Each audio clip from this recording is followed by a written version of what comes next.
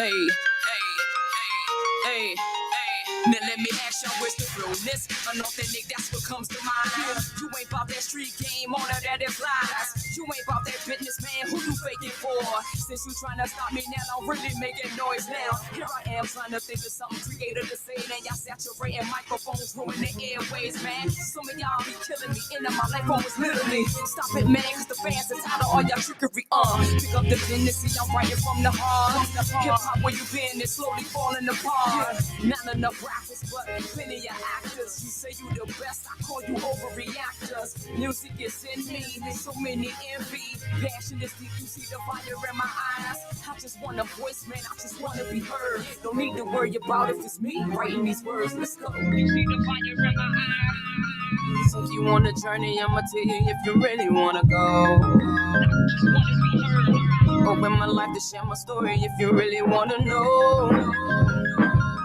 From this moment on, I'm moving up and not down.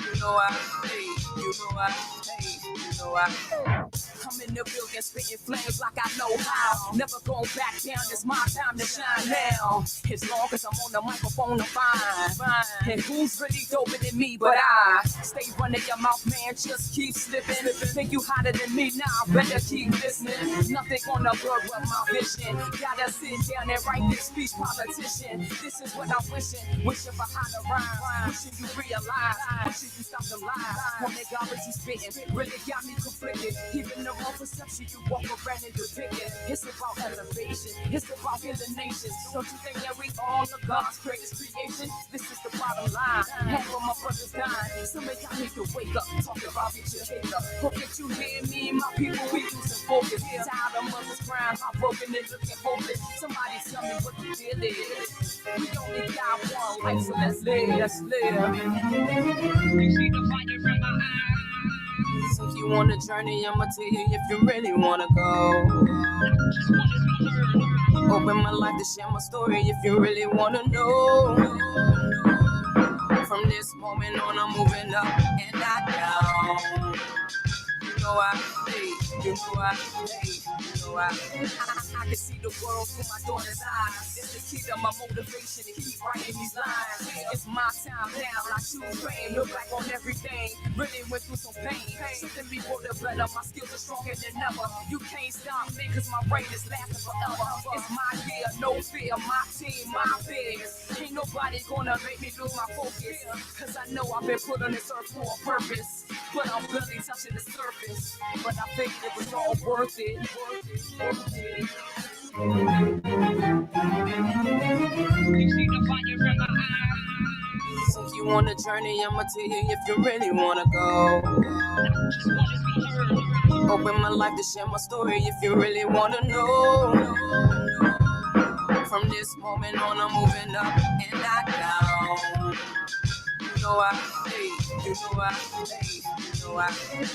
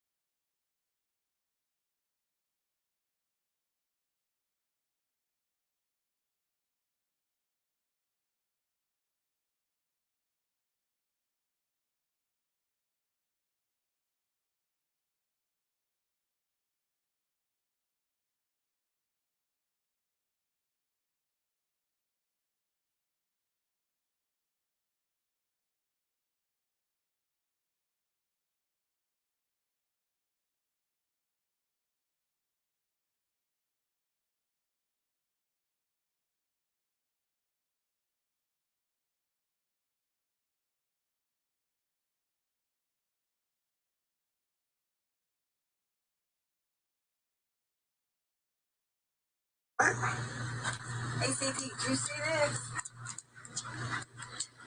If it ain't official Dana J, Prima Donna News, I don't even want to see it. Oh, yeah. Yeah. Yeah. The things that I see, the things that I heard, I can feel the pain inside. Oh, inside. The shoes that I feel, the scars that me grow. As solid as I am, I'll never fall. Would you see in me? I seen in me. Long time ago, I never fall. I stood 10 tall.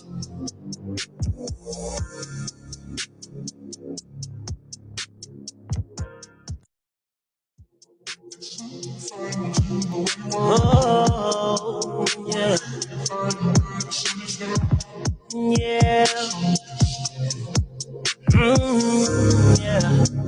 The things that I see, the things that I heard, I can feel the pain inside.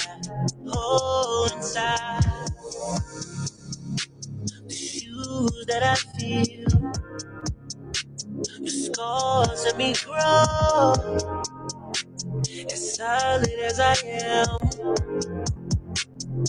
I'll never fall. Would you see in me? I seen in me.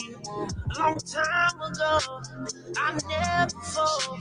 I stood 10 tall.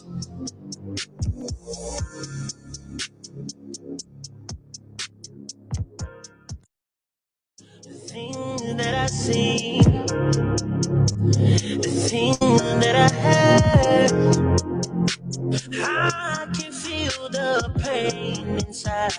Oh, inside. The shoes that I feel, the scars that me grow. As solid as I am, I'll never fall. Would you see in me? I seen in me. Long time ago, I never fall. I stood 10 tall.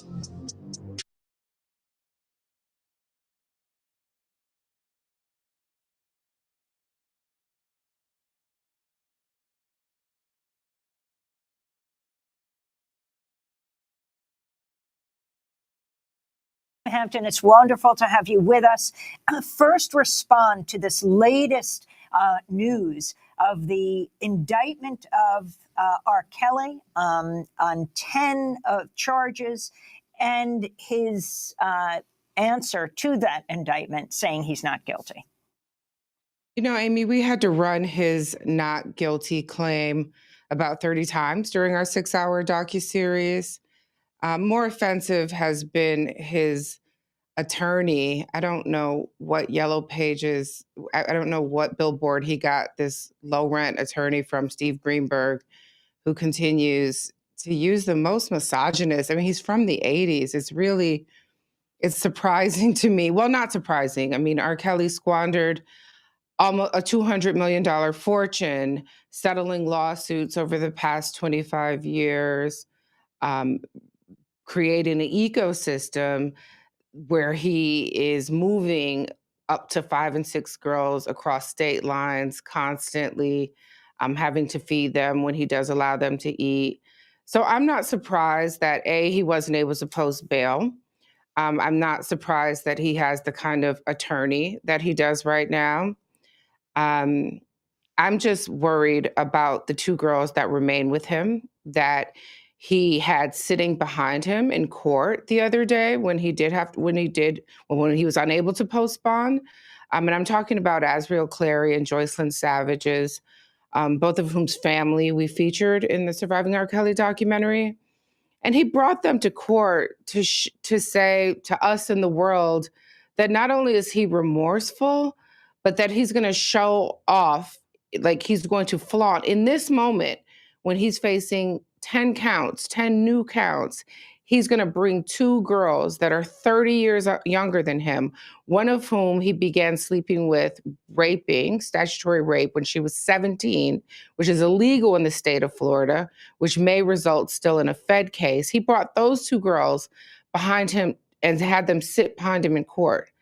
The hubris is amazing. And I don't know who to blame. On one hand, I blame us. And by us, I mean Black people. We have stood by this man. We have told him again and again that what he's doing isn't wrong, that we believe him despite, all evidence to the contrary. And it's emboldened him. He's used this kind of love that he has in the Black community as a currency. And I hope that this ends soon. I mean, when I interviewed the girls, each and every one of them talked about not wanting to see him in jail, actually, but wanting him to get help. They actually, even though they didn't use the words restorative justice, they have a restorative justice framework for this man. They want him, when they said they want him to get help, I took that to mean that they wanted him to get a combination of professional therapy and spiritual kind of help, probably. Well, what about this issue, Dream Hampton, of what should happen to him if he is convicted of these crimes? You heard the clip from Michael Avenatti. Is jail what a long stretch in jail what you think should happen with him? I'm not a carceral feminist, so my instinct isn't to say, let's send people to the prison industrial complex. And I was just saying that at the end of each interview, where these girls had talked about all their pain and trauma, each of them said they wanted him to get help. None of them said they wanted him to go to jail. But a restorative justice process requires that someone admit the harm that they've done, that they own that harm, that they come to this process. I just did a film inside of an Indiana prison. And all of these men are owning their harm. They're entering a restorative justice process. They're saying, I take responsibility for what I did. I may have a systemic analysis, but I also take responsibility for what I did. R. Kelly's not doing that. So maybe jail is the only place for him. And Dream Hampton, what do you make of him immediately going to McDonald's after he was freed? I mean, some may say, what on earth are you talking about? What difference does that make? But talk about this as a site of this as a place where he preyed on girls, where he looked for, chose, told people to get them. Yeah, we had a couple of students who are alumni of Kenwood Academy in the film, and then people who corroborated these kinds of stories off camera, who talked about McDonald's, as you say, being one of the sites of his predation. He would cruise McDonald's near high schools and have the same kind of men that were around him when we saw the footage of him in McDonald's going up to young girls and giving them his number. And that's one of the ways that he would meet underage girls. It's amazing that, again, in this moment, he's flaunting again and again his predation. He has absolutely no remorse for what he's done. And maybe he has no understanding of what he's done. What about the music industry here? Their role in this, all these years, these allegations, and none of the commercial music industry folks seem to be bothered. Well, I'm less interested in the individual, say, players in the music industry than I am, say, Jive Records and Sony, who finally, dropped him. This should have happened in 2002 when a tape of clear abuse circulated, went viral on the streets, so to say. It should have ended then. And Black women and lots of well-meaning men have asked for that for almost 2 decades. So I think of people like Barry Weiss, who was the president of Jive Records, who wouldn't come on camera. I think about individual handlers that he had at his record label who also wouldn't come on camera. I think about Spotify, who for a moment said they would do this, really take the small step of removing him off of their promoted playlist, and then walk that back a couple of months later when some men in the company got upset. So yeah, and I also think about award shows. I think about I have a docuseries coming out on BET, but BET is a network that again and again gave him space on their award shows to do these epic performances after we all knew that he was guilty, even though he was found not guilty in court. We knew he wasn't innocent. We saw the tape. It's been an open secret, his predation, for almost 2 decades. We know you have to go in a minute, but this is one of the examples, Surviving R. Kelly, your dramatic, explosive 6-part Lifetime documentary series. Most incredible examples of journalism having an enormous effect as soon as it went down. You had people coming forward. You had in Chicago, prosecutors asking for information from people saying, don't be afraid to come forward. And you have your elevation of the voices, especially of Black women organizations like Mute R. Kelly. And can you talk about the impact of the activism to bring R. Kelly to justice? Yeah, well, Amy, I mean, I'm sure that back when the elections were happening in Chicago, the campaign to get rid of Anita Alvarez by Anita, who wouldn't prosecute police who were guilty of terror in the community. You know, you had groups like BYP 100 and Asada's Daughter, who wouldn't explicitly endorse Kim Foxx because they're not in that business, but they got rid of Anita Alvarez. That paved the way. So that's grassroots activism that gives us a Kim Foxx, who, as you said, made this open call in Chicago, a city where I talked to more women off camera who wouldn't come on camera because they knew they'd be doxxed, disbelieved, and dragged on social media. But they would corroborate the details that I needed during my vetting process. So I talked to way more women in Chicago who wouldn't come on camera than did. So when Kim Foxx made that open call asking for other people, I really thought about the work that had happened before I even began filming. Again, of grassroots activists like BYP 100, BLM, Asada's Daughters. And then, yes, you're right. I mean, I partnered with A Long Walk Home. That's Salamisha Tillett and her sister Scheherazade Tillett's organization. They work with young teenage girls and youth, really, girls and people along the gender spectrum, quite frankly, who teenagers who are survivors of sexual violence in Chicago, many of whom have their own personal stories with R. Kelly. I partnered with them early on to be present for the survivors who were unpacking all of this trauma for our cameras. And of course, I wanted to feature the work of Mute R. Kelly. I went home to my hometown, Detroit, and one of the first scenes I shot was a protest in front of Little Caesars Arena. I hope you hear the disdain in my tone when I talk about that. But when I say that name, but yeah, in front of this arena, I shot these protesters who were a part of a chapter of Mute R. Kelly. And so I'm so grateful for the work that laid the foundation for us to do what we had to do. And yes, of course, finally, I'm grateful for every survivor who came forward because they knew that they weren't getting paid. We don't pay them. We treated this like a documentary project. We knew that we might get sued. So they couldn't be paid to come on camera. And they did it anyway. And they knew that they would be disbelieved. So I'm really grateful to the survivors. Well, Dream Hampton, we want to thank you so much for being with us. Executive producer of the 6-part Lifetime documentary series, Surviving R. Kelly. Also an executive producer of the HBO documentary, It's a Hard Truth, Ain't It? And the upcoming BET 6-part documentary series, Finding Justice.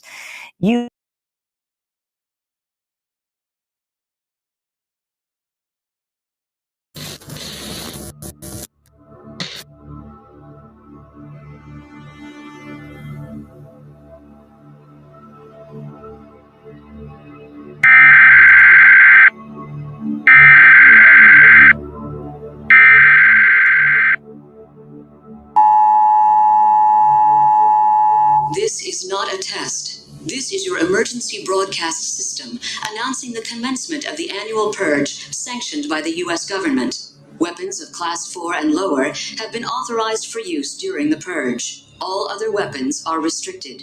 Government officials of ranking 10 have been granted immunity from the purge and shall not be harmed. Commencing at the siren, any and all crime, including murder, will be legal for 12 continuous hours. Police, fire, and emergency medical services will be unavailable until tomorrow morning at 7 a.m. when the purge concludes. Blessed be our new founding fathers and America, a nation reborn. May God be with you all.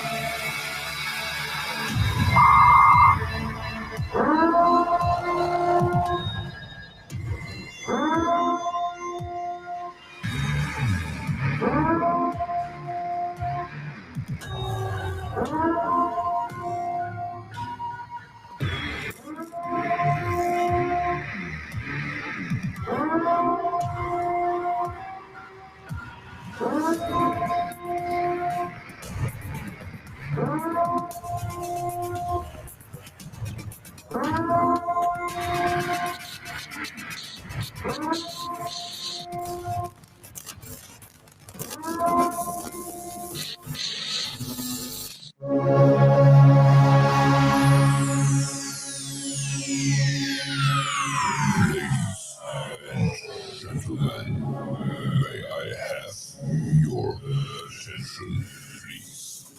The show starts in 10, 9, 8, 7, 6, 5, 4, 3, 2, 1, go.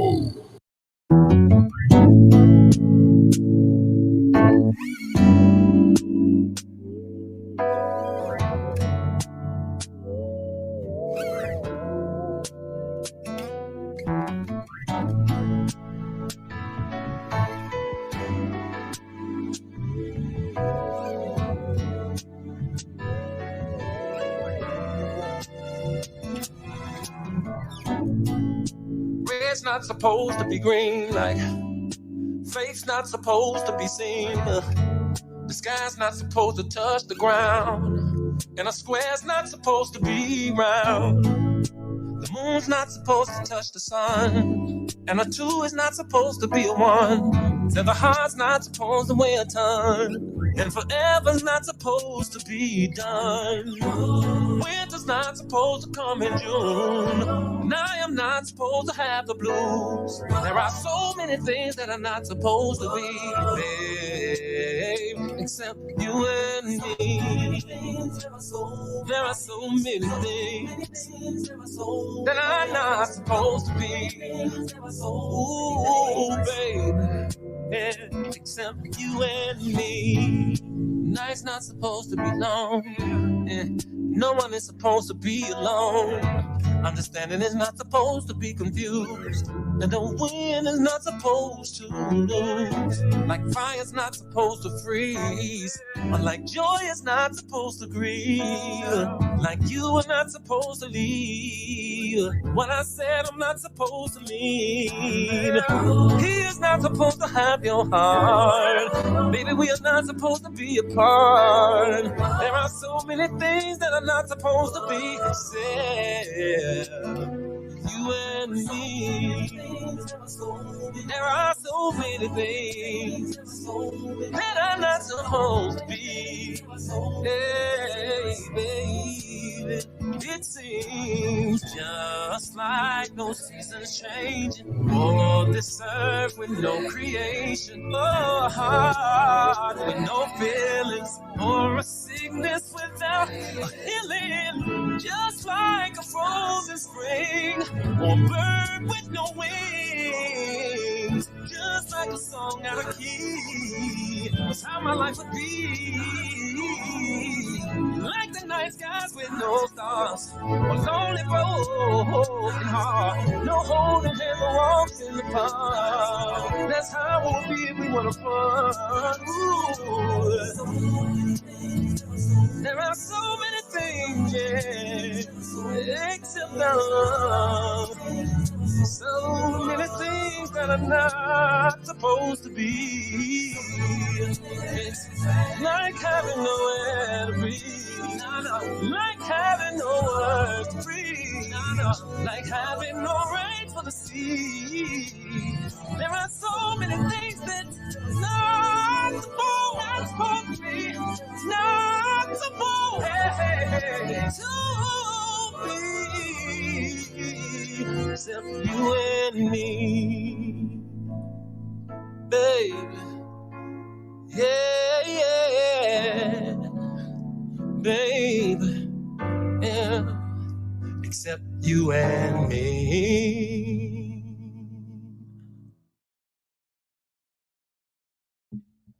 Y'all see me up here playing with the lights. Hold on for a second, y'all. Hold on. I'm sitting up here playing with these lights. There we go. 70. Cool. What's up, Dream Team? What's going on? Woo! I was heated up there listening to Dream Hampton lie like that. Lord have mercy.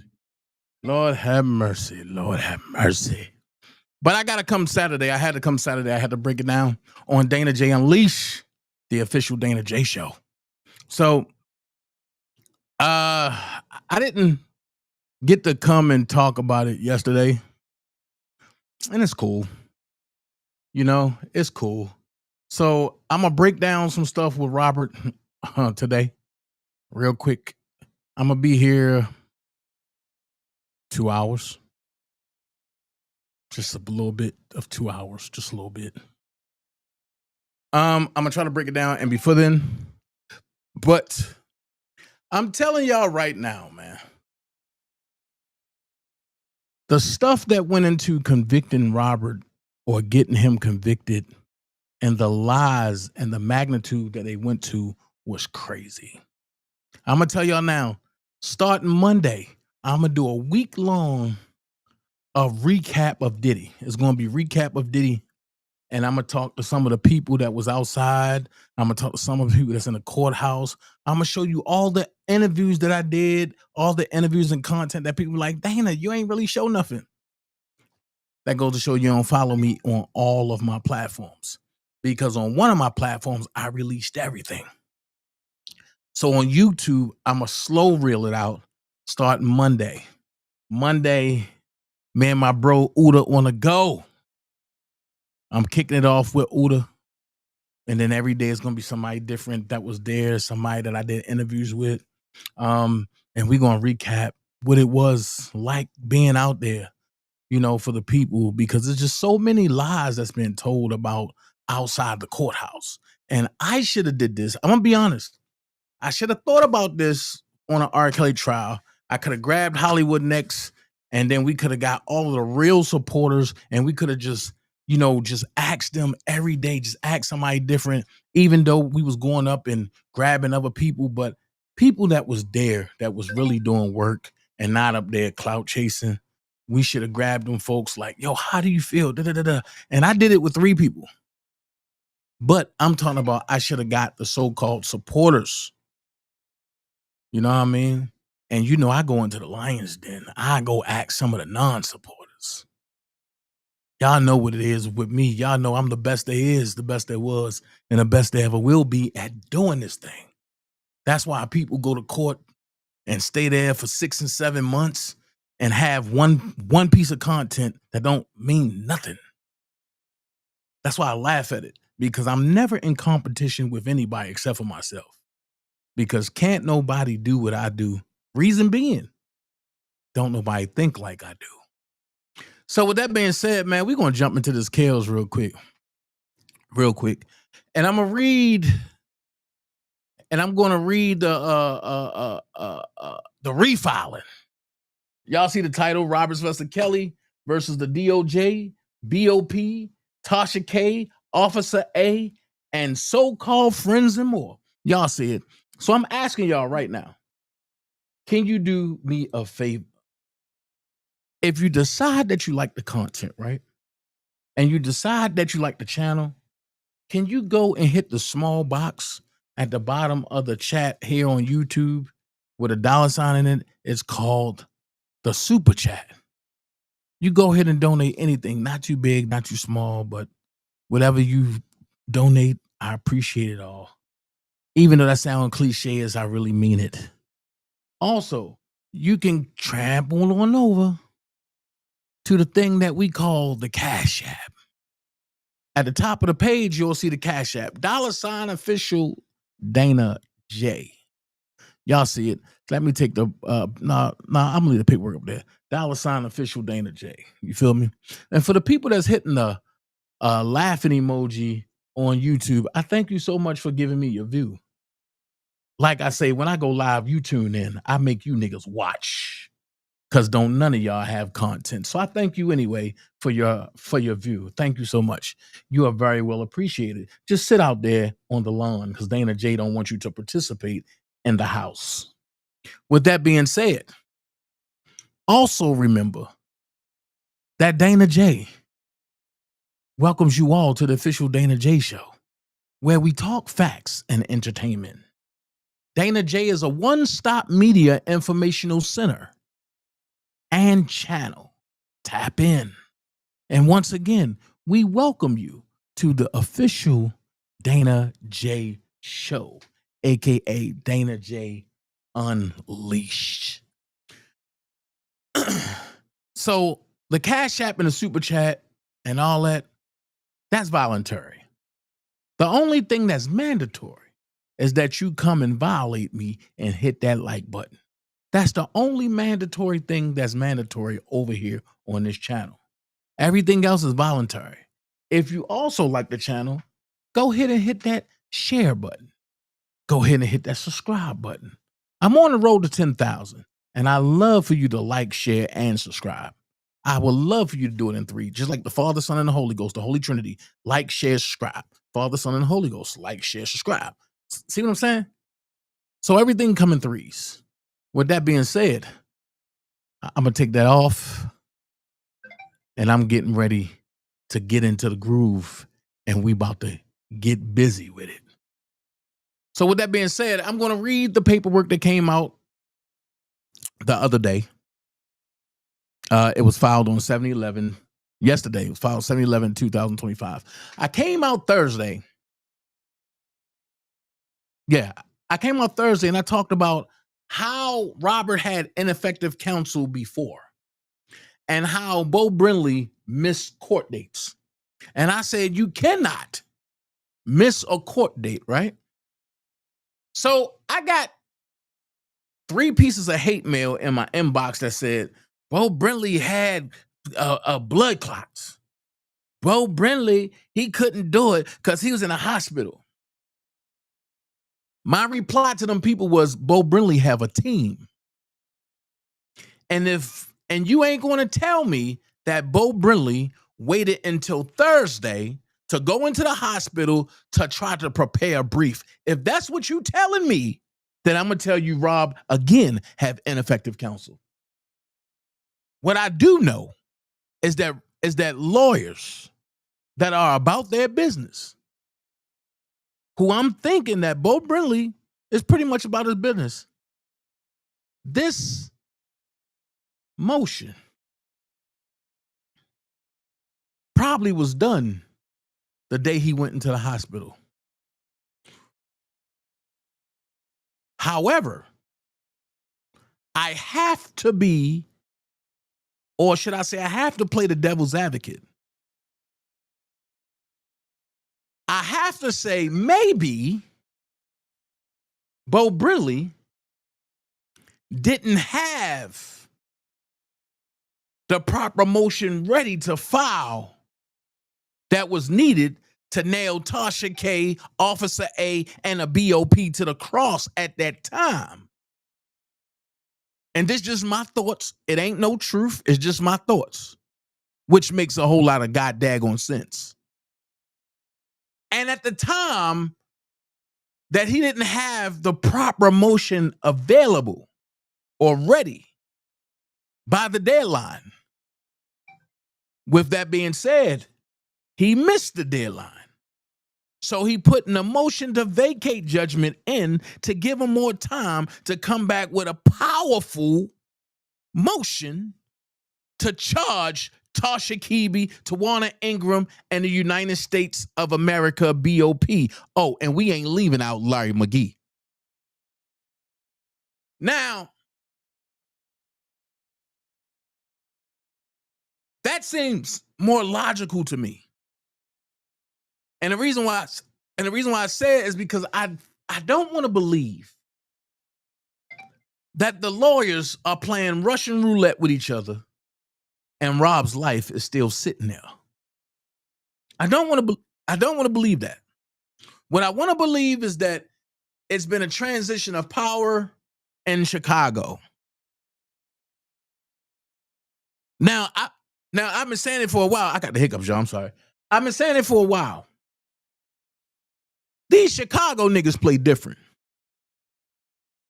Because when anybody from the outside gain any attraction or traction in helping somebody that they fail to help or that they can't come up with the wits to help, they form a coup, even if they don't like each other, and push the outsiders out. And then when an outsider asks a question like, yo, what's really going on? You know, they say it's a Chicago thing. Y'all don't need to be around. It's a Chicago thing. What up, Darius? It's a Chicago thing. Well, hold on. If it's a Chicago thing, why y'all didn't come up with the steps to make sure the Chicago thing didn't happen to hurt one of your Chicago people? I keep telling you, these folks don't want the real. They'd rather run around on the internet with people that's in multiple paperworks and claiming that they this and they that, and they really hurt the man case. So I'm going to tie some screws in today.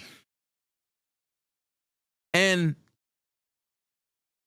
my homie, Charlucci, has said it a couple times. If y'all don't know who Charlucci is, he's Diddy, good friend. Good friend. He's Diddy's good friend. He said the government will try to villainize everybody around you, and they will protect the snitches that's close to you. I told everybody in the R. Kelly case, that's all you got to do is sit back and look at who disappears after the feds are mentioned and who's working in the backgrounds in these secret groups, like the R. Kelly groups that now want you to help pay for counsel. Hold on. Didn't we go through this before? Now they want you to help pay for counsel. Let's see if Bo Brinley come out and denounce it.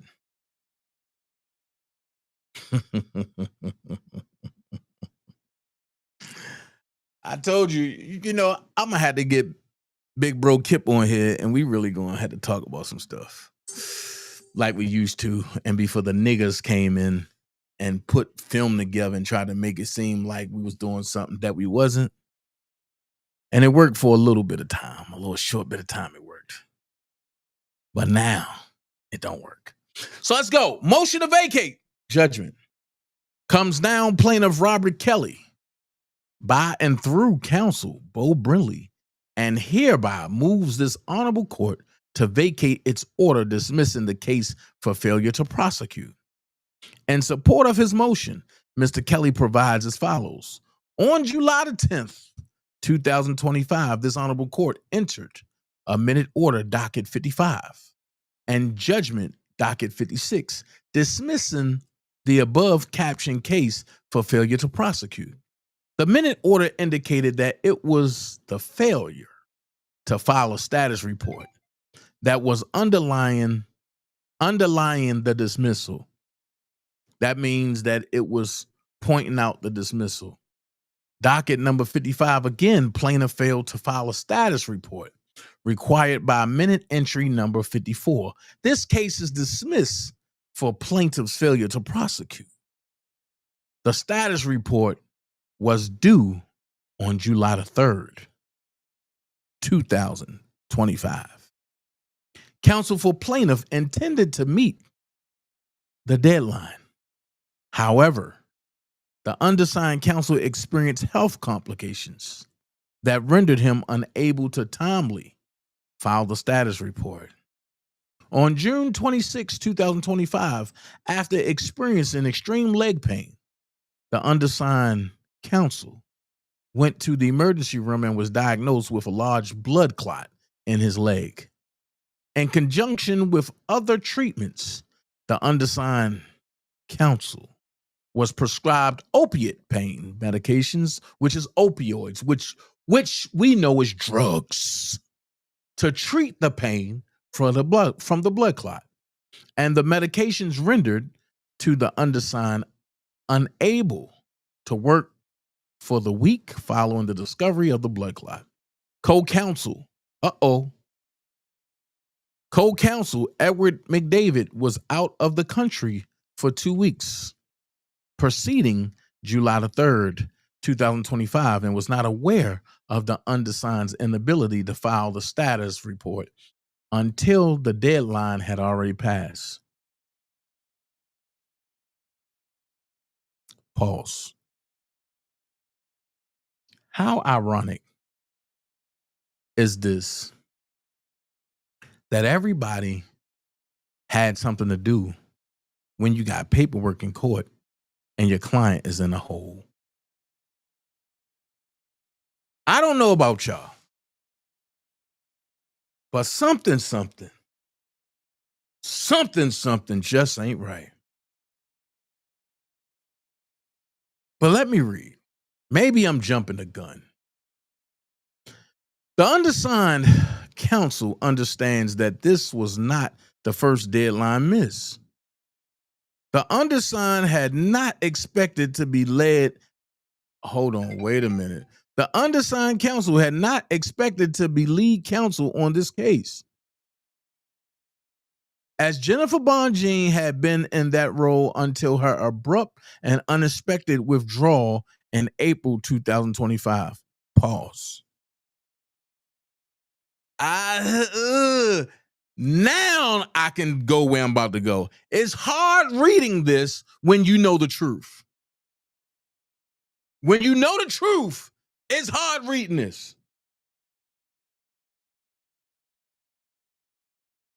I'm going to say it again. It's hard reading this when you know the truth.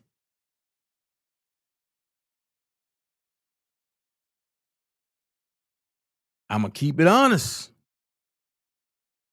I'm going to keep it a buck.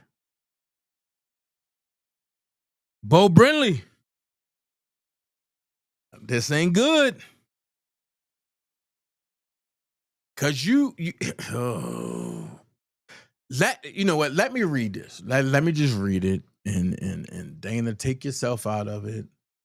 Take your thoughts out of it. Take your facts that you know about it out of it. And just read. Okay. Following Ms. Bonjean's departure from the case, the undersigned and his office had been reviewing discovery and trying to get caught up with the case, but did not realize that a status report was due in May.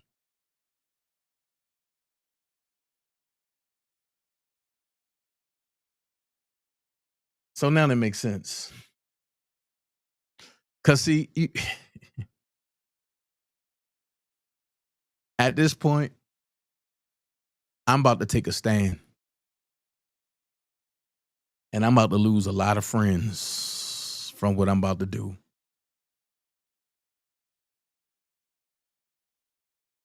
This is messy. It's a bunch of lies. And I don't like it. But I get it. To cover one's ass, somebody got to get thrown under the bus.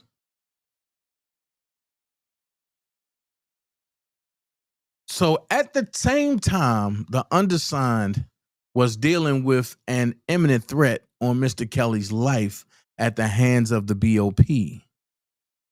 The threat against Mr. Kelly is detailed in several filings in his criminal case in this district. See United States versus Kelly. NDIL case number 19 CR 567 at docket numbers 485, 487, 489, 491, 493, 495, 498. The circumstance was unprecedented, and the undersigned's office had to devote substantial time and resources to finding a path to secure Mr. Kelly's safety. Mr. Kelly's life is still in danger at the hands of the BOP, and litigation is ongoing. However, due to exigent circumstances, extrinsic circumstances relating to the threat against Mr. Kelly, the undersigned once again missed the filing date in June. You know what? I'm going to pause there and I'm going to say this. Because I have sent the link to Ms. Bonjean, I'm going to say this.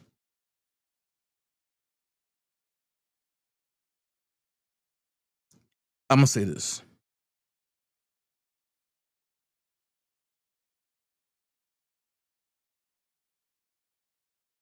I'm going to say this, and I'm going to keep it a buck.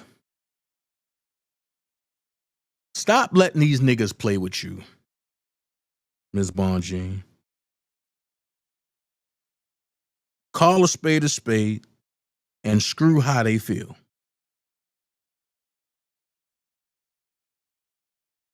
Stop being classy about a situation when you got niggas that don't care about how you look and they try to throw you under the bus as the fall guy. And I stop there to say this because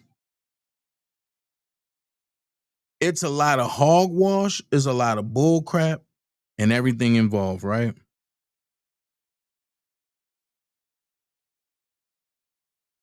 And Robert needs everybody that he can have to help him. But when you have people that want to isolate other folks that's been there doing the damn thing, it's time for you to look at what's really going on. And I'm trying not to unleash the facts. Because some things just need to stay between lawyers and behind the scenes. But when you have a lawyer that is eager to jump out there and throw his woes on somebody else underneath the bus, it will get messy. And especially when you got somebody like me that knows the truth. And I can easily just turn my phone around and show what's going on.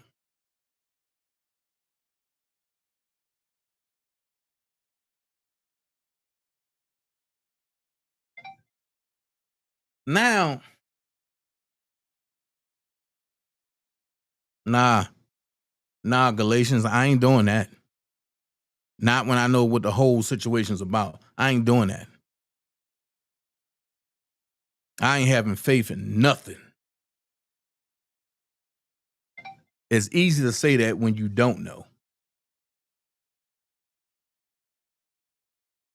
It's easy to say that when you don't know.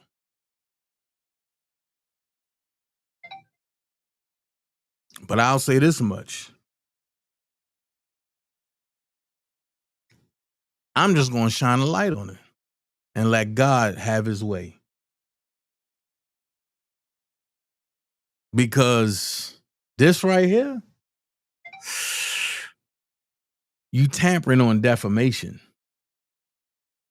And Jennifer Bonjean don't lose defamation cases. I'm going to say that. And for the people that's going to say, but Dana, and you taking up for Jennifer Bonjean? I ain't taking up for nobody. I'm taking up for what's right. Because I've heard content creators go at Jennifer Bonjean because she was Caucasian and because she was a woman. So why y'all ain't go at Nicole like that? I told you I don't play the 50. I'm all 100% real. Y'all didn't go at Nicole like that because all of y'all was part or complicit in the stealing from R. Kelly scheme.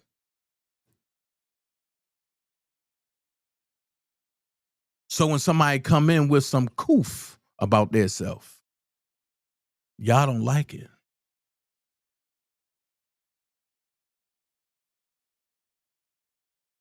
So before we go any further with this lie, right? That's what I'm going to call this. I'm going to call it a lie. Because I got problems. I got problems. And I'm ready to solve them. So before we go on with this,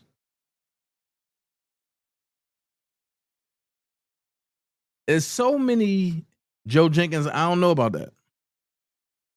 No, that's not what I heard. Before we go any further, let's go with this. I said it Thursday and I'm going to say it again. Robert is desperate to trust anybody. But I would not be desperate to trust a mother that swindled me before. Something just don't make sense. And because I am observant, I have a question.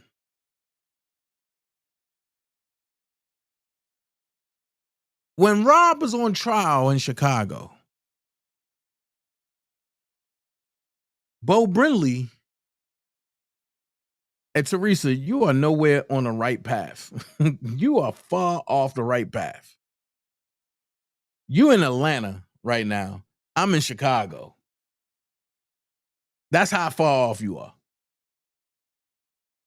You talking about Gerald Griggs. We ain't talking about Gerald Griggs right now. And we talking about the fact at hand. And the fact at hand is, during the trial, Bo Brinley didn't want to help Robert. He only wanted to help Daryl McDavid. What changed now?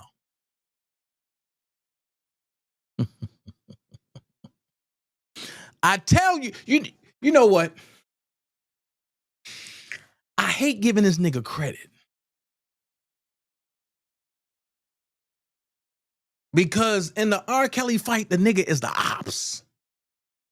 But Angelo Clary, I hate giving this nigga credit, said follow the what? Money. And when you follow the money and really follow the money, it puts you on a path of an unknown travel.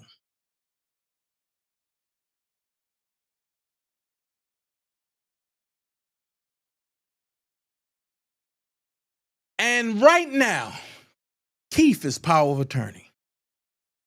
Watch this. When R. Kelly had all these troubles back in the day, who was his manager?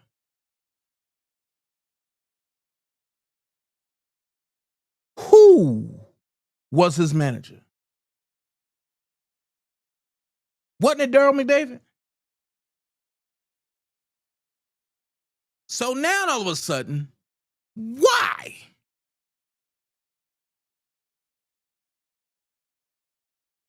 Do Daryl want to come back around after he think people forgot that he said if Robert don't cooperate, he'll throw everybody under the bus? Do y'all remember that?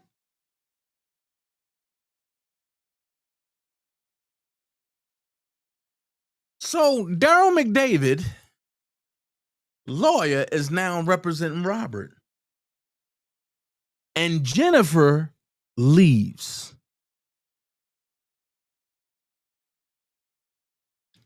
Make it make sense. Make it make sense. On top of Jennifer leaving, Keith has disappeared.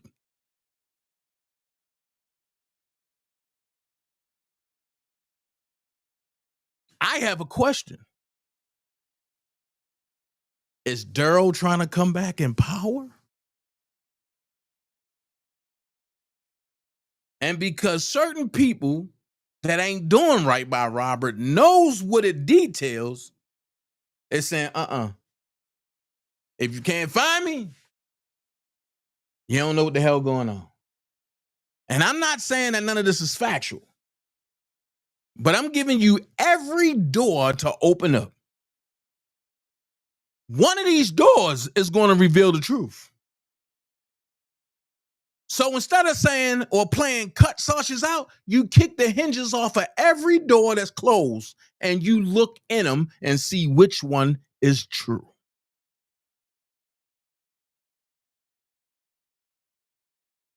We've seen this play out before. Some years ago when Robert got 30 damn years. We don't need a repeat.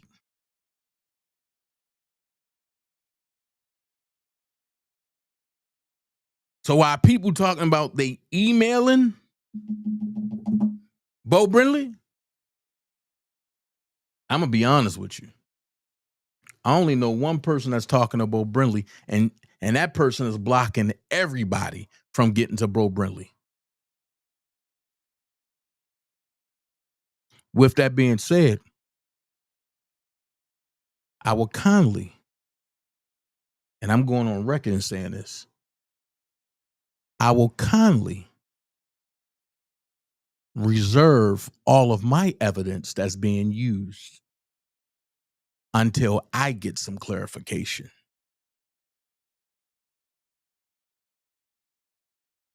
And I reserve that right.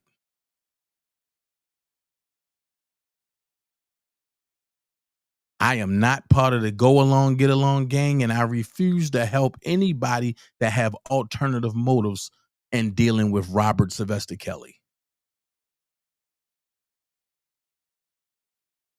Now, if you don't like what I'm saying, then hell with you too.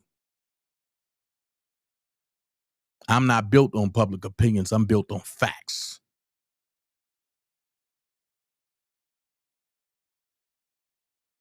What up, Lex? So let's finish reading, because this is starting to sound interesting. The circumstance was unprecedented, and the undersigned's office had to devote substantial time and resources to finding a path to secure Mr. Kelly's safety. Mr. Kelly's life is still in danger at the hands of the BOP, and litigation is ongoing. However, due to extringent circumstances, relating to the threat against Mr. Kelly, the undersigned once again missed the filing deadline in June. The undersigned acknowledges the missed deadlines and apologizes to the court for the delay. However, the undersigned submits that a lesser sanction would have been appropriate and effective. The undersigned therefore respectfully requests that this honorable court vacate the dismissal and allow the case to proceed. Under Federal Rule of Criminal Procedure 60B, the court may relieve a party or its legal representation from a final judgment, order, or proceeding for 1, mistake, inadvertence, surprise, or excusable neglect, or 6, any other reason that justifies relief. Fed R Civil Procedure 60B. The final deadline was missed in this case because the undersigned experienced a medical emergency that rendered him unable to work. Co-counsel was unaware of the undersigned's inability to work until the deadline has passed and had presumed that the undersigned would file the status report as required. Co-counsel discussed the need to file the status report with the undersigned before leaving the country and had no reason to know the undersigned would be unable to do so. The undersigned submits that being able to work due to a severe blood clot and treatment therefore constitutes excusable neglect. At the very least, it is a reason that justifies relief. Moreover, the Seventh Circuit has cautioned that dismissal and a very severe sanction which distracts courts should impose only in extreme circumstances. Graham versus Schmacher, case law. Indeed, the Seventh Circuit has repeatedly recognized the need to be cautious when imposing the draconian remedy of terminating the underlying action in favor of one party. Dietrich versus Northwest Airlines, case law. As such, the general rule is that before dismissing a suit with prejudice as a sanction for misconduct, a court should consider the adequacy of a less severe sanction. Oliver versus Gramley, case law. Moreover, the Seventh Circuit has suggested a number of factors for district courts to consider before dismissing a case for failure to prosecute. The frequency of the plaintiff's failure to comply with deadlines, whether the responsibility for mistakes is attributable to the plaintiff herself or to the plaintiff's lawyer, the effect of the mistakes on the judge's calendar, the prejudice that the delay caused to the defendant, the merit of the suit, and the consequences of dismissal for the social objectives that the litigation represents. Casalo versus Harris and Harris, case law. The undersigned acknowledges that multiple deadlines have been missed, but the responsibility for these mistakes lies in Mr. Kelly's counsel, not Mr. Kelly himself. The effect on the court's calendar is unclear from the minute order and judgment, and no prejudice to the defendants has been identified. The suit is meritorious, and its dismissal would be a disservice to the social objectives that the litigation represents. It would allow for corrupt federal officials to steal a defendant's communications while in pretrial detention for the purpose of influencing the outcome of the defendant's trial.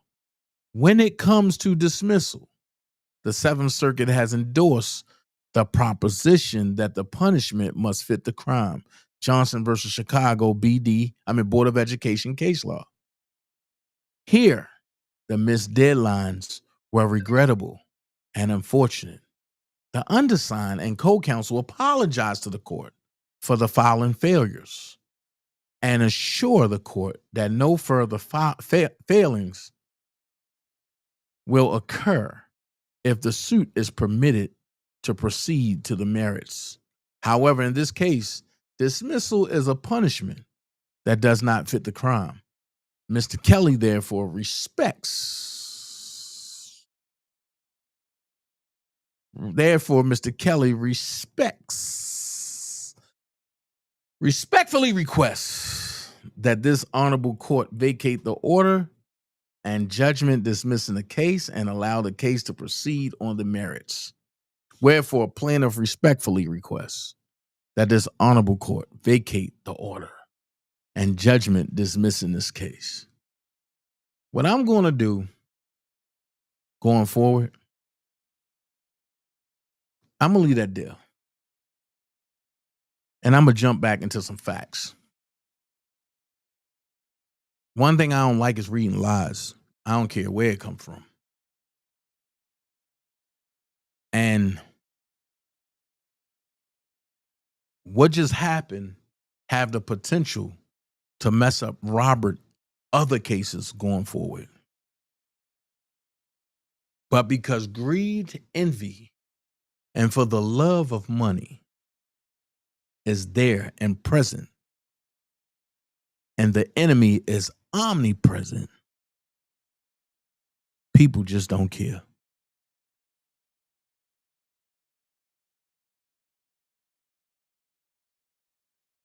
This is crazy. This is crazy. Because now you have two powerhouses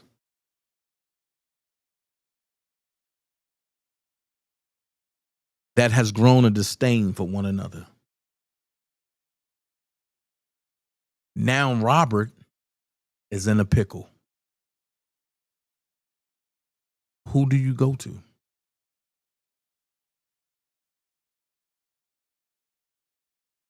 And with bad act influences, and I tell you all the time, when you hear the opposition say something, if I don't come out and debunk it, it's a little bit of truth or a lot of truth somewhere in that grass. And it's some things that was said that I went quiet on. And I said, wow. How is this getting out? And these folks not even in. So I played the video of Dream Hampton for a reason. Because she said the victims came to her a year or came to her and cried and sat down and talked with her and this. So I have to ask a question. The victims that came to you, Dream, since it took a dream that used to deal with Jay-Z, and just how ironic that Sean Carter loses a $75 million settlement to R. Kelly, and 3 years later, Dream Hampton, Sean Carter's lapdog, old girlfriend, old flunky, comes out with a docuseries called Surviving R. Kelly. But what they're not telling you is what I'm about to expose from behind the scenes. What Dream Hampton won't tell you is that a whole year before she got the so-called victims on her docuseries, there was a lady by the name of Tamara Simmons. Now, one thing about me, I don't play around. And I heard some of my ops jump out there and talk about, oh yeah, Dana contacted Tamara Simmons and this and this and this and this and yeah and this and this. Well, just to point you in the right direction, right? Y'all know I don't do no capping. Y'all know I don't do no liars. Y'all know I don't do none of that.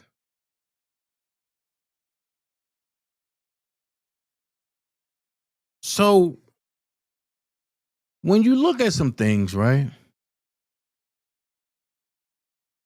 And you look at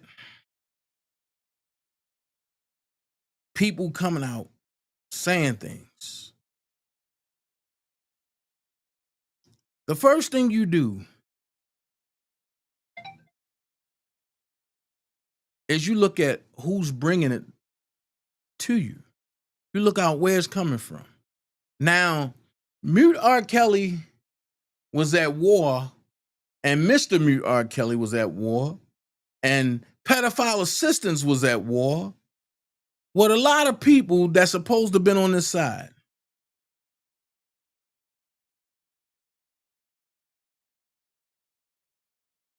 Victims of chaos was at war with a lot of people on his side. Now, if I tell you that was all one person, and the one person that they was at war with, I gotta show this. And before I go to that person, the one person that they was at war with wasn't just me, but the people that I walked away from that teamed up with the same person that was Mr. Mudar Kelly, victims of Kale's pedophiles, assistants of pedophiles, who had all them pages that now that's supposed to be R. Kelly crew that went over there to team with him. He was at war with not just me, but somebody by the name of Sharon Winbush, half raw for life. And you'll see it. You'll see it. So with this being said, that war has been looming for a while. It just so happened that my war with all of them has been omnipresent. And because I hold all the truth, they can't tie me into nothing.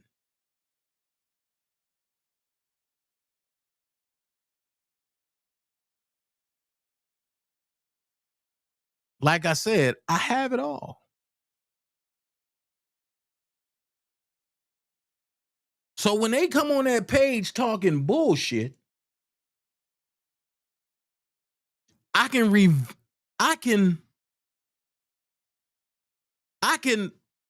go to pages like this.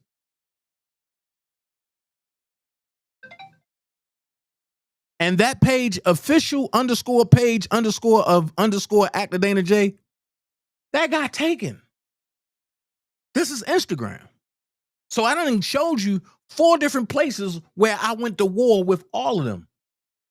So when people say, oh, Dana cloud chasing, no, I've been there before all of you. I know the games.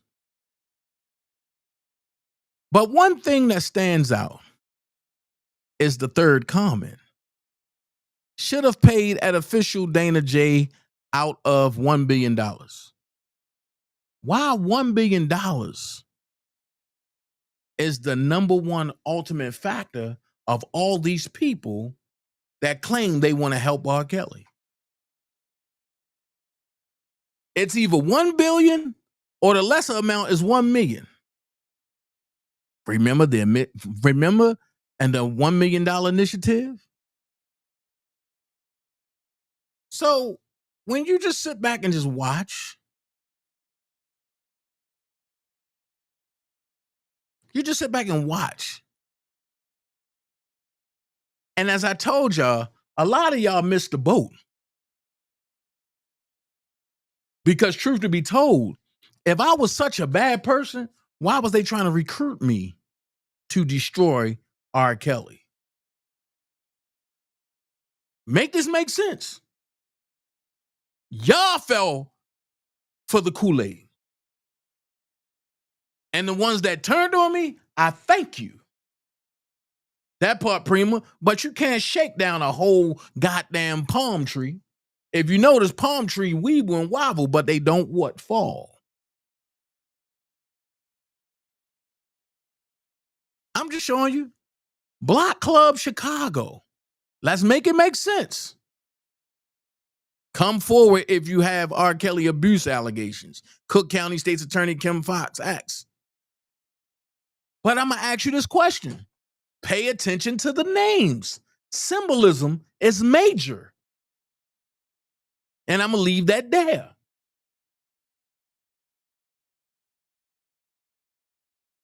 Symbolism is key. And when I seen this, I knew Rob was in trouble because Judge John Fitzgerald Like Jr. is Levin Weber's best friend. And guess who he's friend with? Kim Fox.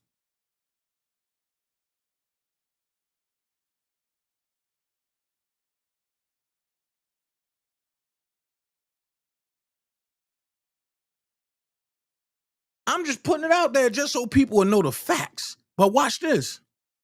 Why do Pamela Harris, right here, who does she resembles? And when you look at the facts, don't Pamela Harris and Officer Ingram look just alike?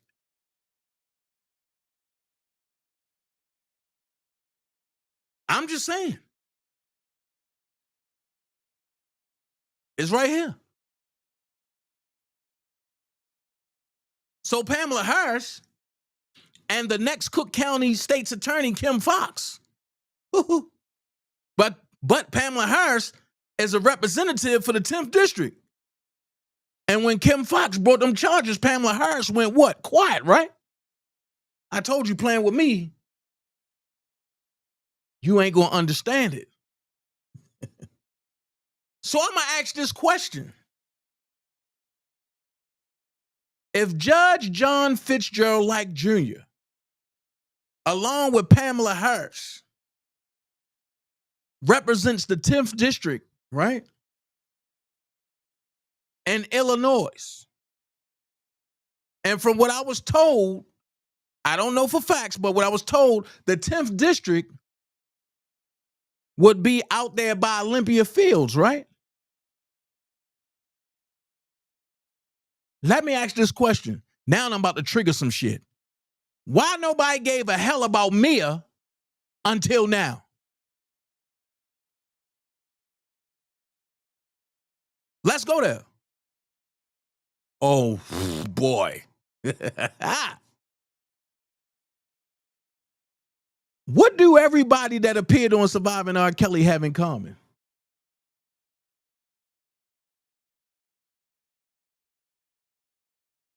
Aren't they all criminals? Don't they all have assault records?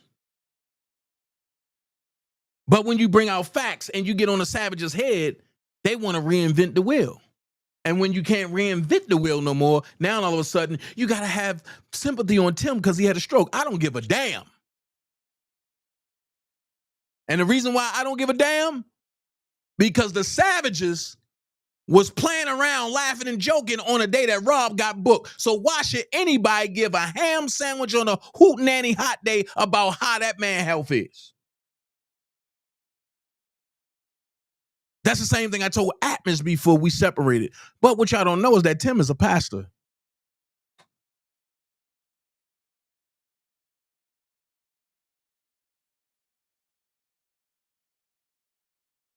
Now watch this.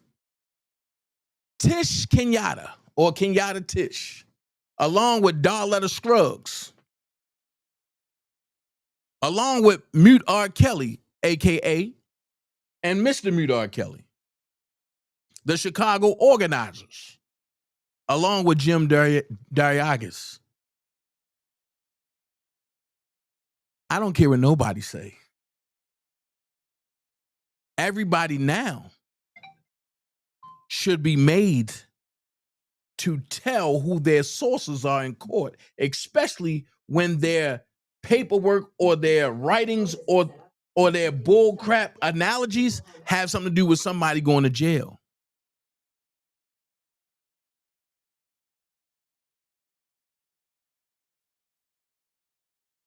So hold on.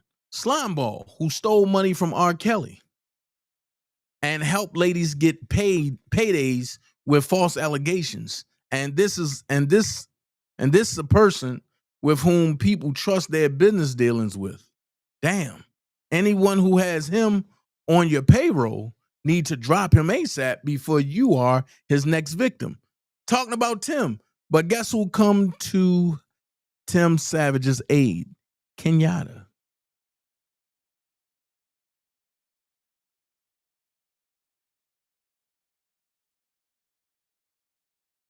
Then you have these folks, Tia Ewing, who wouldn't come outside when I did the first rally at the radio station.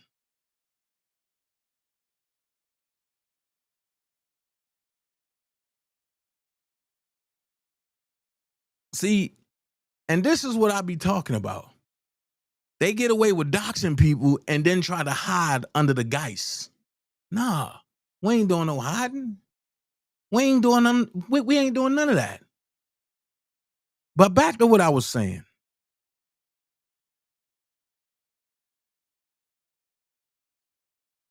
Did Dream Hampton tell y'all about this?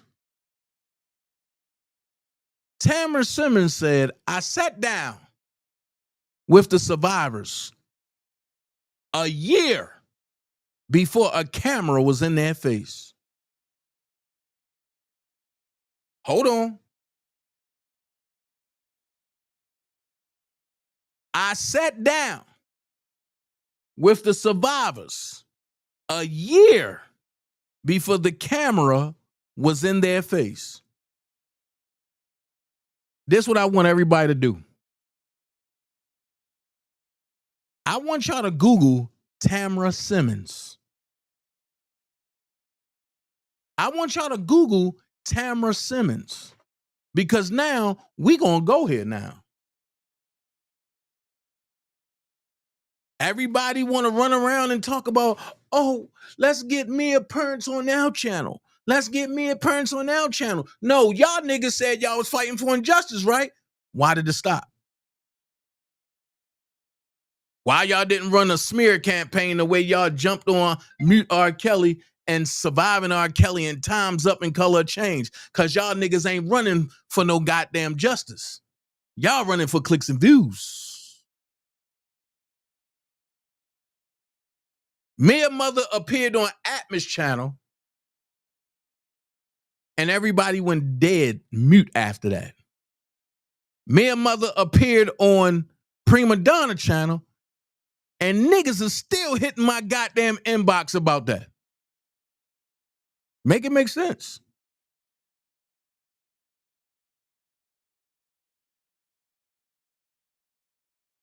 And the question is, did Mia Mother do what you told her to do, Dana? My question is, I don't know. I haven't talked to her. My job was to lay the foundation and put it out there. Now, whatever people do with it is their business. But Tamara Simmons said, I sat down with the survivors a year before a camera and was in their face. Why, Tamara? Because you had to teach them how to lie. You had to teach them how to cry on cue. You had to teach them how to sit. You had to teach them how to look. And because they are bad actors, real actors, we sat back and watched and took cues. Oh, she about to cry right there. Oh, they cut it right here. Oh, they move right there. Oh, they position her this way. Oh, listen to the song in the background.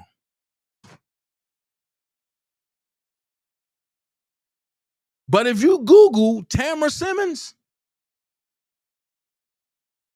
she's a movie director and a talent scout.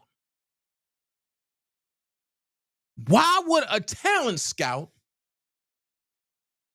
and a movie director sit down with real life victims a year before a camera was in their face?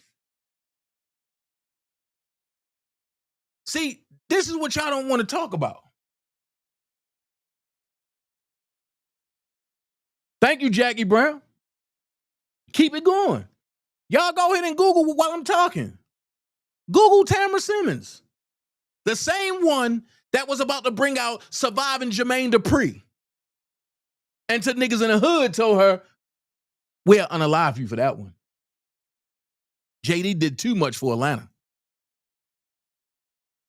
And she closed her office down and moved to LA.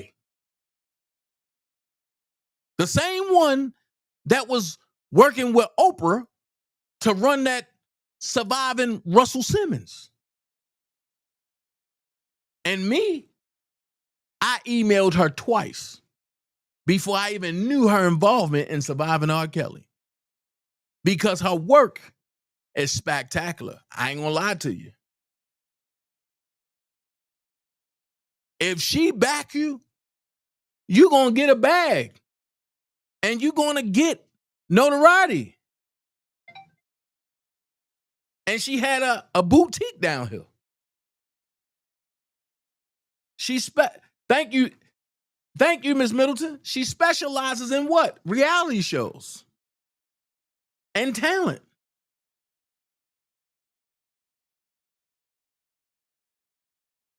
And she also had another reality show that she walked off of because Bow Wow told Drea, I don't believe you.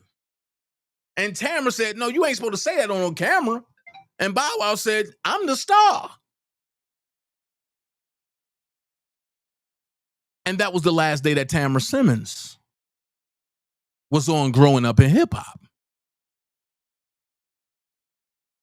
But Tamara said, I sat down with the survivors a year before a camera was in their face. I didn't choose to do a documentary on R. Kelly. I chose to document the survivors' voices, Black silence voices. R. Kelly just so happened to be the subject matter. Sharing is healing. I want them all to be healed. So when I tell you that this was a true setup, this was a true setup. But watch this. Dream Hampton, right? I don't know who Be the Light is, but Be the Light said, hold on. I don't know who Be the Light is, but Be the Light said, let me get down here. Be the Light said, nor would Tia reply to my email, but was the Savages Media Chicago content. But please know I'm not attacking the Savages. Shit. I don't know who Be the Light is, but I'm going to tell you this.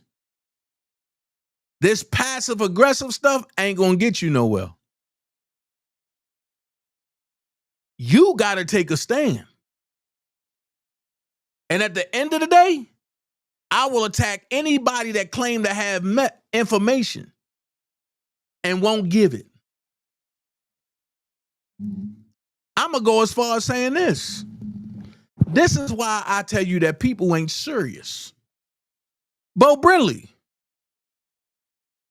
you had the paperwork. You got, I'm not going to say the person's name, but they gave you damn near all of my evidence. Except for one that I'm going to show later on. Because I know they don't got this. And if they get this, and if you get this after the day, I know where it came from, because it didn't come from me. Because I didn't send nothing except for an email. So I'm going to say this. Bo Brindley, why you didn't subpoena Tim Savage's audio tapes? Because Tim said he got audio and video of Faith lying. Don't you think you're going to need that? See, when it comes to freeing somebody, you don't stop at surface level. You go to hell because they went low. The government went low. So you go to hell and you pull up a lawn chair and you sit your ass there.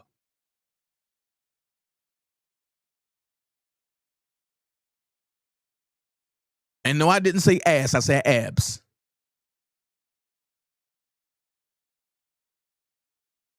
And for other content creators that's watching, be careful. YouTube is censoring you and taking your money because you cuss or use cursive words. That's why I tell everybody, go get your Rumble account. Come over to the good side.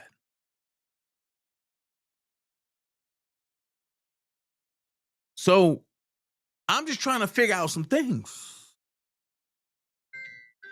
Are we really going to do this or are we really not? Hold on.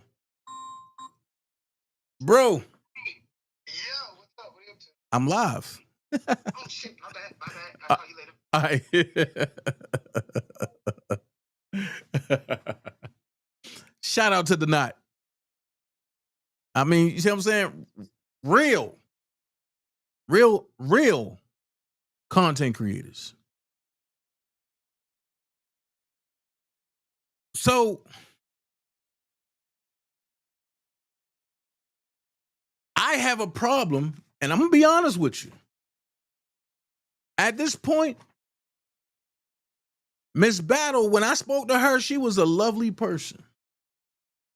Probably still is. But she's too nice for me. And I'm going to go live and I'm going to say it. And the next time I get to talk to her, I'm going to tell her that to our ear, to our face, whatever. She too nice for me. You mean to tell me, and I'm going to go here, my daughter missing. And the only thing I'm going to do is go on these platforms. Hell no. I'm going to accuse every last one of you niggas that say y'all know him or been around him or been around the situation. Even if y'all don't know him or never seen him. At that point, I would do what the government do. I throw bricks at all y'all windows. Somebody gonna holler.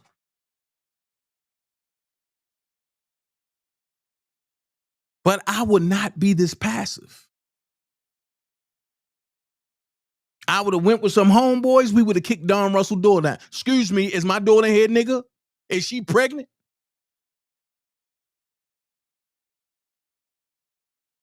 And if, I'm gonna leave that there. And if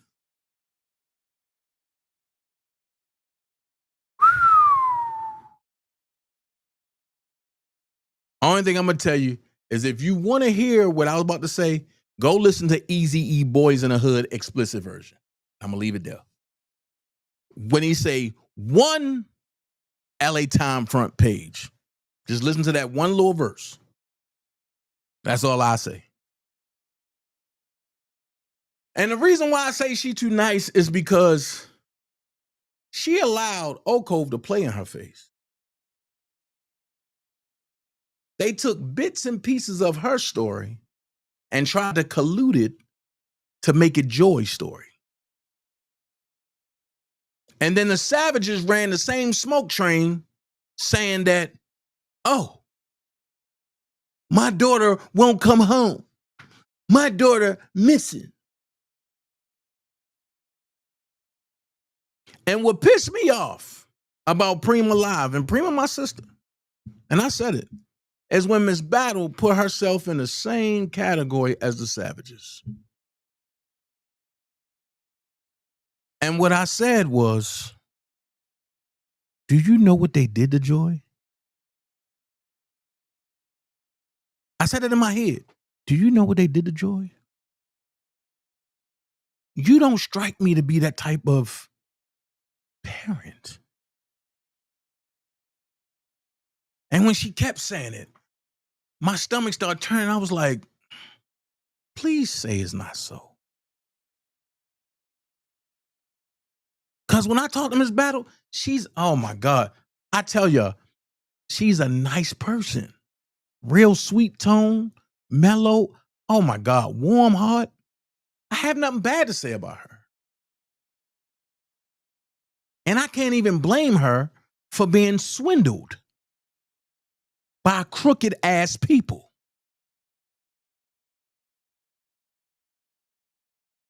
Facts. And see, and I got a whole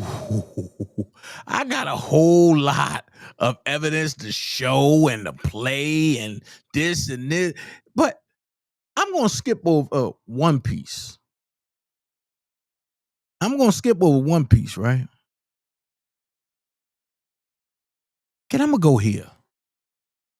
This how I'm going to surgically do this.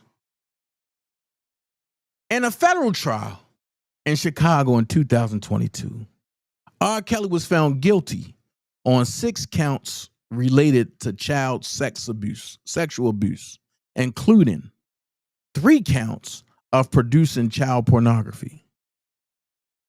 Listen, 3 counts of producing child pornography. 3 counts of enticing a minor to engage in sexual activity. I'm going to say it again. 3 counts of enticing to engage in sexual activity. I want you to pause there for a second. That will make a man a monster, right? But watch this. Here's where people miss the ball. The very next sentence say he was acquitted on 7 other charges, including obstruction of justice. Pause. That means he never obstructed the case in the 90s. He never obstructed that, right? Which means that it couldn't have been child pornography on the tapes. They found him not guilty for that. And conspiracy counts related to attempts to recover potentially incriminating tapes. Oh, so hold on. You mean to tell me that now the conspiracy counts related to attempts to recover potentially incriminating tapes, that destroys the 3 counts of enticing a minor to engage in sexual activity. So at this point, the government got to show the tapes, right? But they didn't show the tapes in Chicago because they said they couldn't determine the authenticity of it. So hold on. The government pulled in and piled in all this dirt so people can get sidetracked and not think about what's being said. Now watch this. If Robert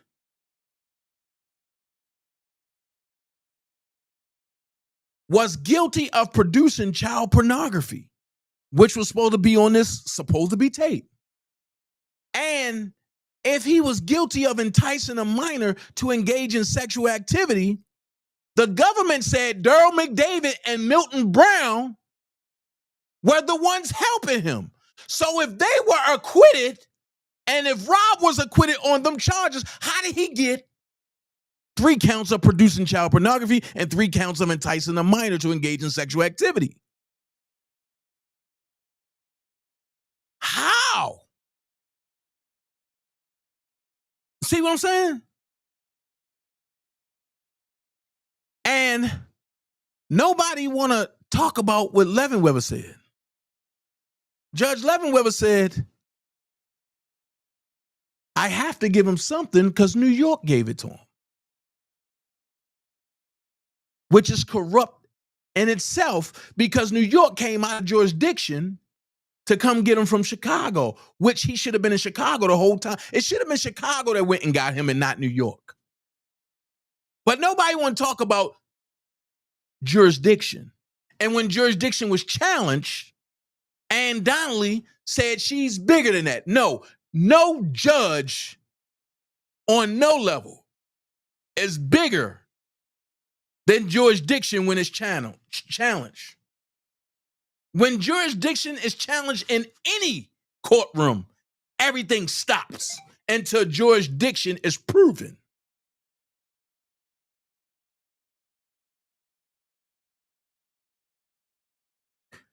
Make it make sense. And just like in the Diddy trial, they wanted to silence content creators. So Amon Wiggins was right. That's why I said, if you don't hear me say nothing, you know it's some truth somewhere. Watch this. The attorneys, the AUSAs, said it is also disingenuous for the defendant to suggest that he has no means to go anywhere. Motion at 3. He continues to have a significant network of individuals available to assist him. Indeed, many of those individuals attempt to do the defendant's bidding by regularly posting and appearing in videos on the internet and publishing on social media in support of the defendant and overtly trying to intimidate the defendant's accusers. Stop. Who did we see do that? So when you got an idiot that run around the internet talking about, oh, the dollar for the king is the reason. No, they just outlined what the reason was. When you got a nigga that pop up on here and you the co-defendant in New York, but because you took a plea, because you turned state, you only got 2 years. Make it make sense. That part, Prima. That part, Prima. They reply speaking on jurisdiction. Facts. See, I can play in the mud all day, but when it's time to get serious, I'm not going to come on here and say, I got what it take to get Kels free. No, I'm going to put the facts out there and let the lawyers do what they get paid to do to make sure this man walk free. So if you want to say I'm a helper, then guess what? I help you a little bit.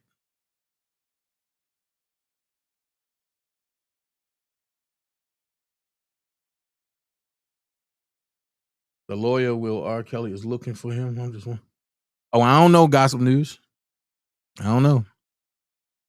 Moreover, the defendant still has the financial means to flee and commit obstruction.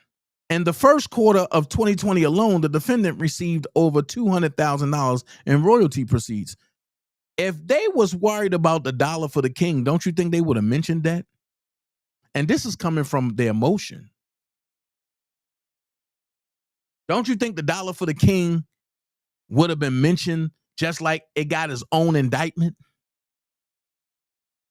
And they couldn't find nothing wrong. And on top of that, they said, we can't touch it because it's in the qualified IOTA account. The same thing that Nicole was trying to set up with the Scam Likely crew and the other people.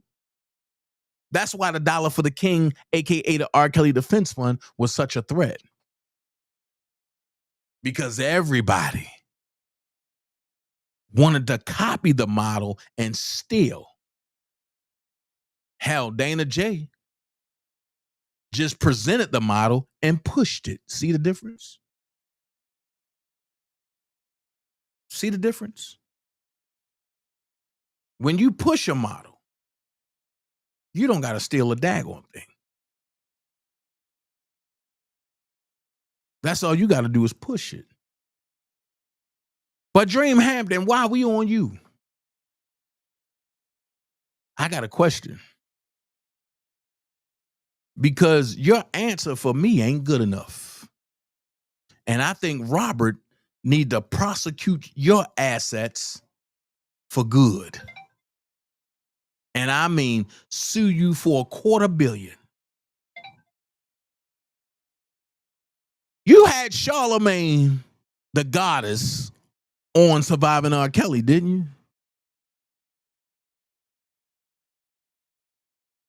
But didn't he happily come on there and say he gave someone Spanish fly just to get some punani?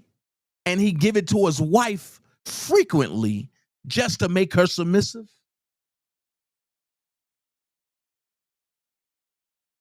Make it make sense. Please explain to me how Charlemagne, who's accused of sexual assault, can go on TV and comment about R. Kelly, who was accused of sexual assault. Then he also goes on to say, first of all, let me add see the God so nobody thinks I'm talking about him behind his back. Second, don't try to deflect the question by talking about my gay activities. Just answer the question. Honey, I guess Mr. C is finally fully out the damn closet, okay? But I love what he had to say. He said, do not deflect. Don't talk about me being in cars with transsexuals and getting, top. Oh, and before we go anywhere, this is lovely TV, baby. This is lovely TV. I'm mad I didn't get to meet her in New York, but our paths are crossed. Listen to what she got to say. popped off, we're going to keep the topic on Charlemagne. And he made a lot of really good points. And what also happened since then is that a lot of problematic tweets have since surfaced from Charlemagne the God. And so people started pointing this out to Dream Hampton, who was the producer on the docuseries, and basically asking her, you know what I'm saying, Dream, have you seen these tweets? You know, why did you have them in this documentary? A lot of folks were confronting her about her choice. Y'all go ahead and check this out.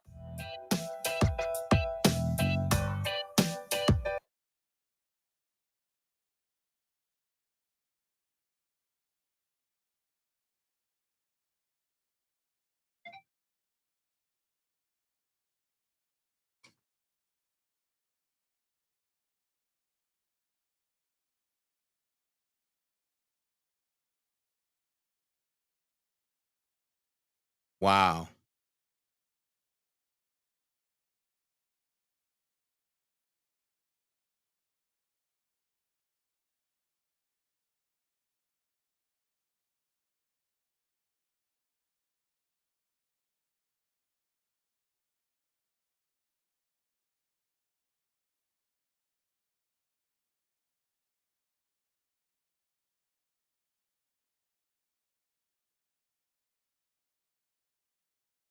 But did y'all look at what she said? She was arguing to cut Bruce.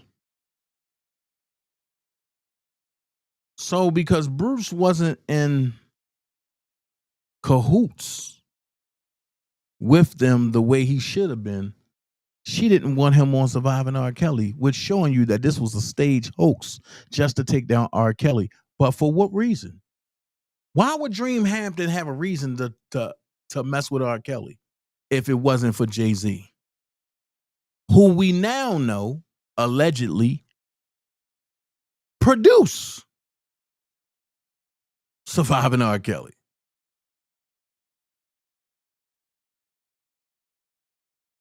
Hey, now, Prima said, and Prima just confirmed it.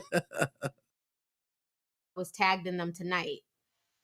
All right, so you guys just heard what Dream Hampton had to say. So that's one thing that bothered me in the documentary. And if you guys did not see Charlemagne the God's part, this is his part right here, where he's basically trying to quote Malcolm X. And then he's also saying that if you want to get away with sexual assault, make sure you do it to a black woman because nobody's going to care. Y'all go ahead and check this out. This is really disturbing. No, I think that was his middle finger to the law. So he was like, yeah, I'm untouchable. Instead of calling himself the Teflon Don, he called himself the Pied Piper.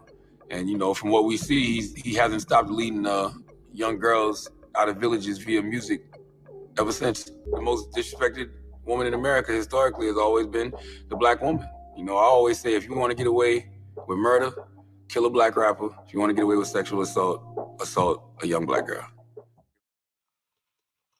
Wow. Really, Charlemagne?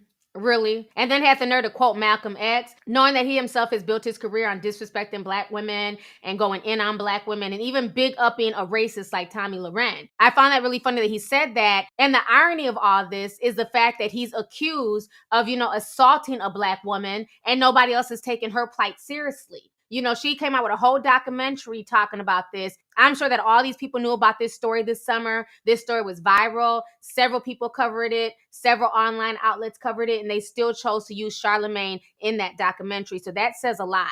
So now on top of that, another thing that's also bothering me concerning the documentary is Drea Kelly, okay? Everybody knows how I feel about Drea Kelly. I've been calling her out from day one. And since then, there has been numerous videos of her that have come out where she's basically, talking about her baby daddy and nobody can talk about R. Kelly. She's basically still bigging up this sadistic abuser, okay? And I don't want to hear all that Stockholm Syndrome bullshit because at the end of the day, these videos are not from 5-10 years ago. These videos are no older than 2017. Stop acting like these videos are 5 years old when we're only 9 days in the new year, okay? This woman is constantly singing R. Kelly songs, constantly posting this stuff online, constantly encouraging people to go to his concerts. I mean, it makes no sense. So people were dragging her because of this. And now Drea Kelly has released a statement via TMZ to address her being in these videos. Y'all go ahead and check out these videos of her talking about R. Kelly. And then also check out her statement when folks started dragging her. Check this out.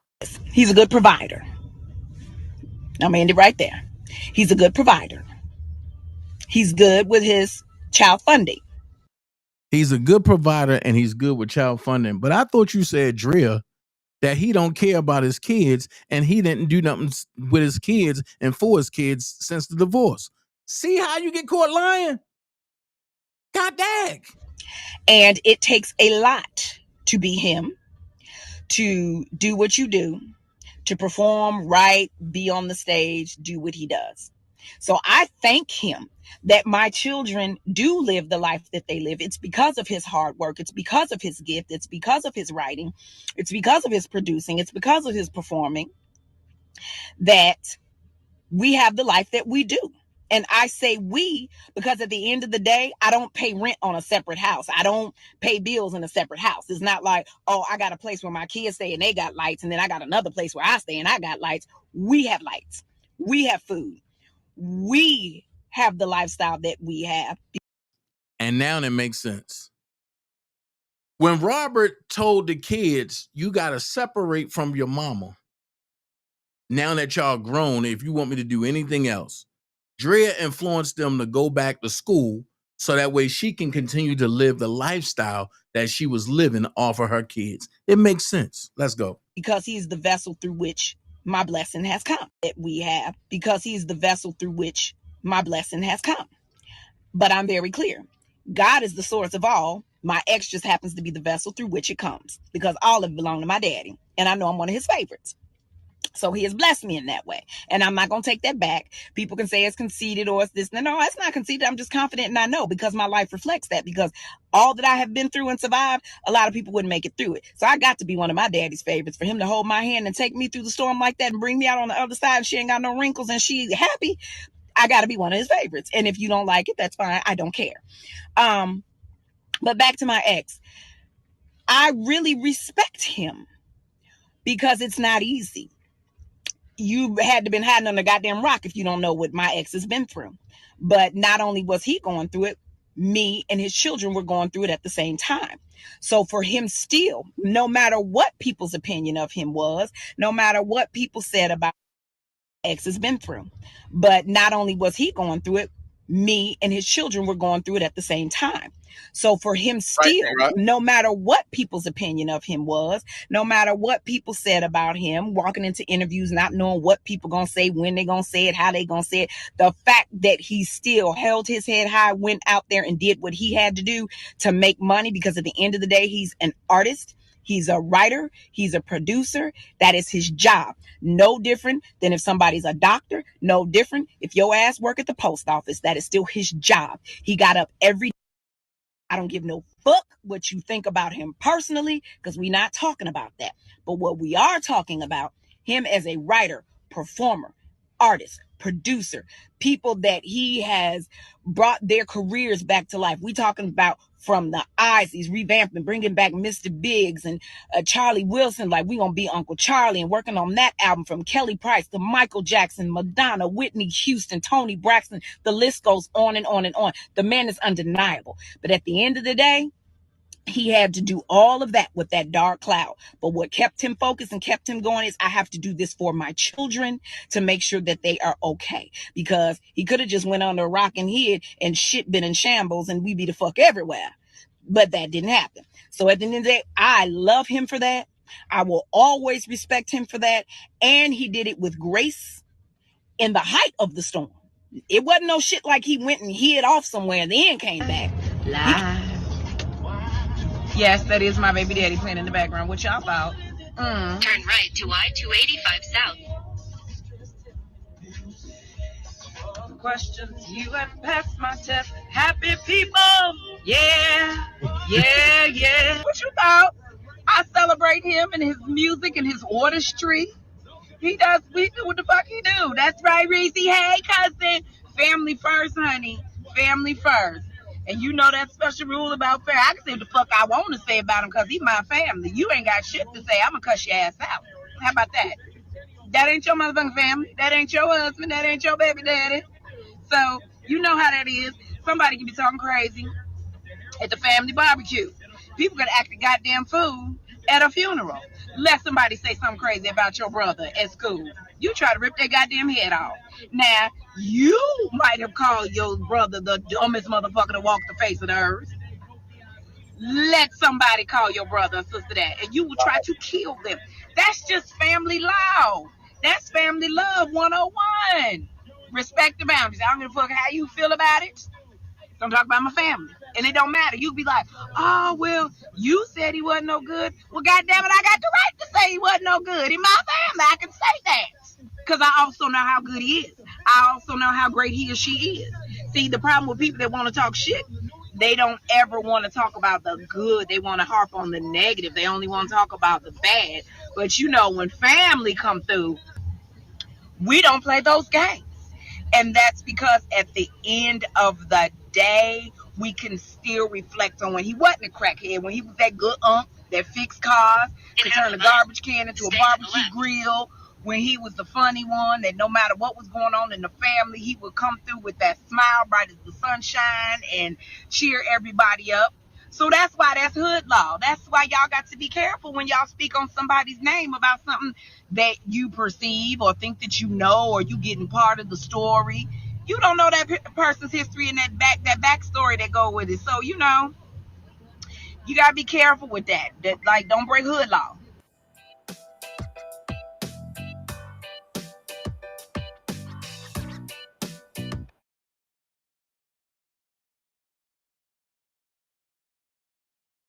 Thank you so much, Laverne. Thank you so much, Laverne. I appreciate you. Laverne said, keep putting the truth out, Dana. 100. Thank you so much. With the 20 piece. Thank you so much.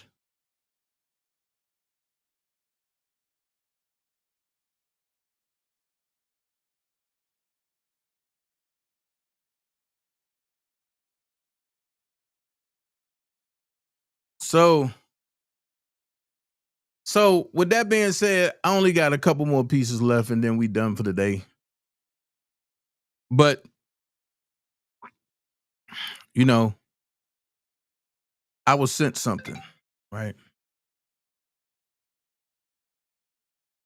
And they said R. Kelly is reportedly, hold on. But they said R. Kelly is about to get paid. R. Kelly is reportedly owed major residuals. These earnings stem from his chart-topping albums, 8 number one hits, singles, and even his work on Michael Jackson's number one hit, You Are Not Alone. Here's a breakdown of just how much revenue his music has generated, totaling an estimated $1,184,643,200, right? Albums, 75 million albums sold, estimated at $15 a piece. 1,125,000. Well, 1,125,000,000. Hit singles revenue. I Believe I Can Fly, 3 million copies, sold at $5.99. Nope, you got to stop there. Because I Believe I Can Fly. Now, if I look at the joint, I'm going to go ahead and look it up for you real quick, okay? I'm going to look it up for you, and then I'm going to look at what you just said. You said 75 million albums sold.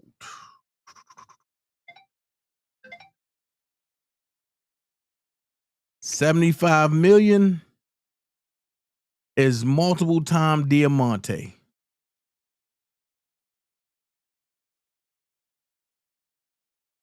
Multiple times Diamante. So let's go into gold and platinum.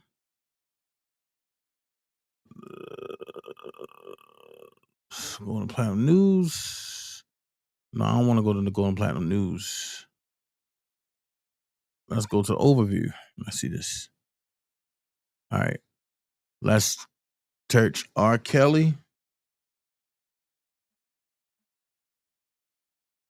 I Believe I Can Fly.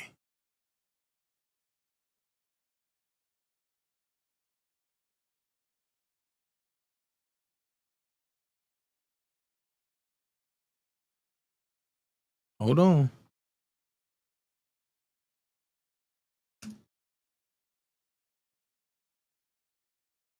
Let's see. Wait a minute.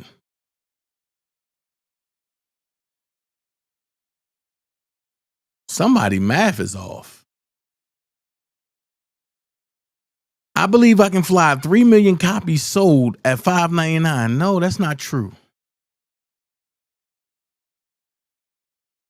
I believe I can fly sold 7 million copies at gold. And it charted in 1997. But then it comes back and it charged platinum with 1 million certified units. Now, the gold units is at $10.99 a piece.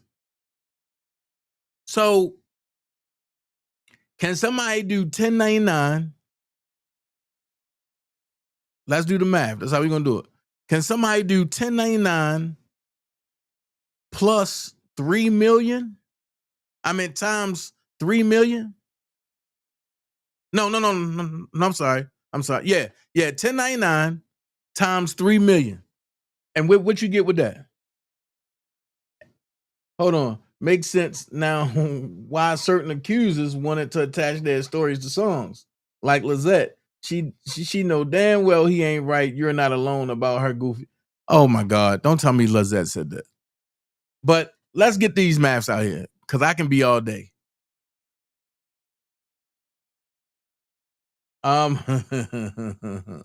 Right, J-Rock. Because see, what people don't understand is, J-Rock, and I explained this 4 years ago, I can pull up the library of music. And when it went gold,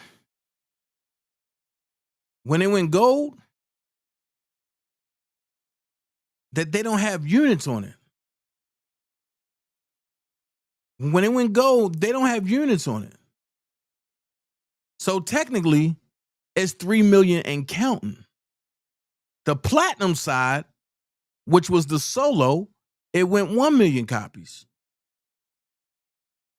in a year.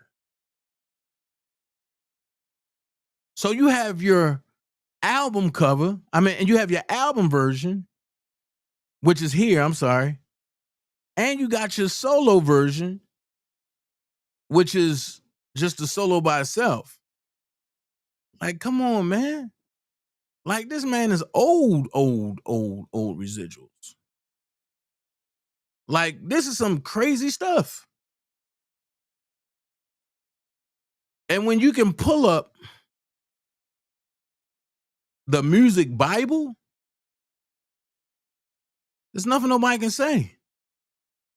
So I believe I can fly. This is what they say. I believe I can fly is at $19,048,200 is what's being owed.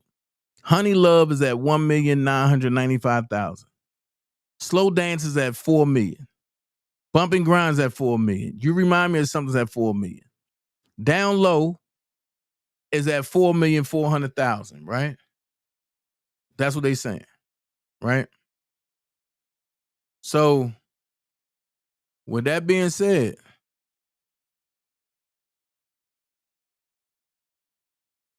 I Can't Sleep, Slow Dance, is at $4 million. Impossible. I'm Your Angel is at $6,200,000, right? That's Celine Dion joint. You Are Not Alone, Michael Jackson, is at $12 million.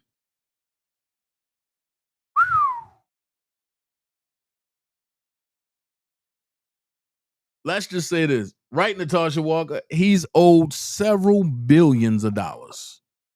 Several billions. And with that being said, I told y'all once before that I don't play no games about things, right? So I'm going to play this right here. Check this out. Don't tell me on this motherfucking YouTube street, y'all know this nigga. Y'all don't know how long I hold shit that I know about a nigga. I just want to see how deep a nigga will cut you. You just allow motherfucker enough rope to hang their own self. And see, I'm not the coward that these motherfucking YouTubers want me to be. So that's why I had to address him before he went in. Am I apologetic that it's the timing? I don't give a fuck about timing. That shit means nothing to me. Right. It means something to everybody that want to feel weak to a shit. But they need to look in their own goddamn family and see how many motherfuckers locked up in their motherfucking family and holler at them. Write them some motherfucking letters and feel this sorry for that people that's locked up that they ain't sent a money order in probably years. How about that? I don't feel sorry for a damn grown ass man that crossed me and do shit behind my back. So I played that for a reason. And I know somebody's puzzled, like, why would you play that? And what's up with that? Well, I told y'all that Larry admitted to what he did to help R. Kelly get where he got now, right? And I always told y'all that even when the cousin and the brain came out saying that the parents that did it was the Clarys. Well, I bust them in the head and I showed about the Savages saying that they started it. I showed y'all that, right? Okay. And I showed y'all this about Larry, right? And Larry came on and say, I ain't had nothing to do with that. Don't put me in none of that. Pay attention. Trying to answer the question. I got accused of something? No, you didn't get accused of you. What you answering is my question. Answer the shit you said. Answer the shit they're asking you to answer. Okay. Homeland. Don't answer a question that I already answered. Hold on. No, because that was a lie. You gave an answer and that was a lie. Okay. What was a lie? Hold on. What was a lie? Let me talk, bro. Let me talk. Okay. I asked, well, how did I get in touch with Homeland Security? How did you get it? I remember you kept asking me for their fucking number. Bro. You kept asking me. Bro. Really? I'm asking you. Did I give it to you? Because I had it. I had it, so I'm not. That's not far fetched. I want to listen. Hold on. I want to know how far you. Hold on. I want to know how far. I want to know how far you willing to go with this. You want to go all the way with this? You want to go all the way with this? Yes, motherfucker, all the way. That's what the people. Okay. That's what the people want, right? What you talking about? So Laura Calhoun's information, right? Okay. Let's go. Okay. I never had it. Hold on. So you didn't tell me that when we was here and certain things happened that they didn't want to talk to me and I said no? What up, D-Money? This is before I want to talk to you. They want to talk to me. You could have been joking. Fuck no, nigga. You said you. Let me explain something to you. Okay. Hold on. I got you. Hold on. You ain't gotta get mad. You ain't gotta holler. No, brother. You ain't gotta cuss. You had your turn. You've been on here for a whole hour. Listen, you know what I'm doing? Wait a minute. You've been on here now. Now you see, you wanted me to come on. You wanted me to come on the platform. Now I'm here. You won't let me say shit. Okay. Okay. Hold on. Now let's back this up. Bro. One at a time. You ain't in my kitchen. Hold on. We in my kitchen. Right. We in my kitchen. And the goddamn Homeland Security called your phone. What did you tell me? You said people play on my phone all the time. I said, man, they probably ain't playing. Give me the number. I Googled the number. It was the feds. They call you. You said they're going to call you later on in the week, and you told me it was the big guy out of New York, the one that's over the whole motherfucking thing. That's the one needed my phone. Well, what you lying on me for? Hold. Because that's not what you said, nigga. You said motherfuckers called me, and I had a conversation with them, and then when R. Kelly... I don't know what the fuck you said to them. I ain't finna lie on you. I'm not finna lie on you. I don't know what the fuck nigga, you said. You told the Boski and them, nigga, that I fucking got a phone call from R. Nigga, everybody know the motherfucking people had to call me. That's a given. Nigga, that's not what I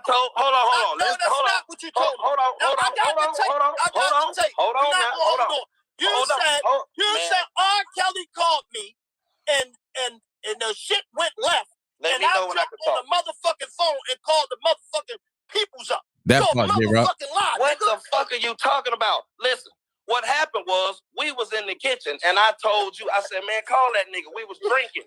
Do you not remember that? Bro, I remember everything. I Do don't you use not drugs, remember? Yes or no? Yes or I no? don't Do you use not drugs. remember that? I Do you don't use drugs, Larry. Wait I a minute. remember everything. Come on, man. I ain't trying to argue with you. I'm just trying to answer the question because you got me out here looking like I'm lying. You are lying. So we went in the kitchen drinking, and I said, man, call that nigga. And you called, he didn't answer. Then I said, call again.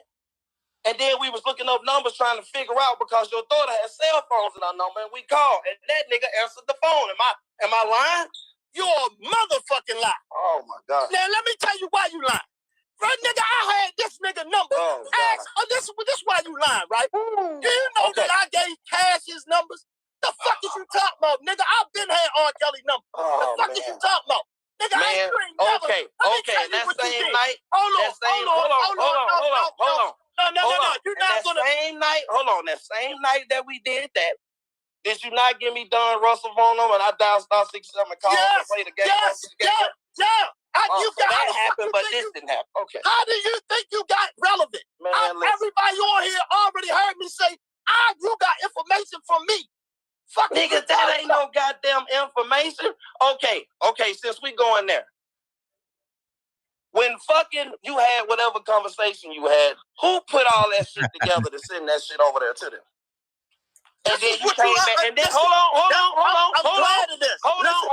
on, and then you came back and said, that happened, but this didn't happen. On that same night that we did that, did you not give me Don Russell phone number and I dialed *67 and called to play the game? That happened, but this didn't happen. Okay. How do you think you got relevant? Everybody on here already heard me say, you got information from me. Fuck nigga, that ain't no goddamn information. Okay, since we going there. When fucking you had whatever conversation you had, who put all that shit together to send that shit over there to them? And then you came back, and then hold on, and then you came back and said they want to meet you. They got shit. And they was like, "Who are you?" Listen. You're right. Listen to this. I'm right. That's all we want to hear, baby. We can keep going. We ain't got to talk about it no more. We can keep going. What's the next? You finished? You get them all. Listen. Let me tell you something. If you gonna listen. No, because I'm supposed to be unrelevant. Hold on. We're going to get to this. We're going to get to this. No, we're going to get I fuck shit up and I'm unrelevant. Listen. Hey, God, mute him, because he trying to use it on his face. Mute him, and I'm going to answer this question. Then he can get back. All that talking shit you doing. Don't run away, that's what I thought. Mute him, God. I love you, bro. So I can answer that question. I love you, bro. You don't love me, nigga. You don't love me. Listen, let me tell you why Larry got in it. And this lying motherfucker. Larry used to, everybody know because he told everybody. He was the motherfucker who get everybody information. When he tell you know who he said? Don Russell. Didn't I say I had a problem with the niggas that was around R. Kelly? Larry didn't know not one of these motherfuckers. When I'm up in Chicago, I gotta know who the fuck I'm around. That's what Larry came in for. That's the only part Larry played. So when Larry sit there and talk the shit and try to talk, tell him, you see, don't get off the phone, tell the whole fucking truth. Nigga, you was only there that the people wanted to see you because they wanted to know how the fuck you was getting people information. But you wanted to brag about it and talk about it and all this shit. And Wow. How was you getting people information? I want to know that. But just when you thought it couldn't get no better. Whew. This is the book. I told y'all I have everything. This is the book that got Bubba cooked.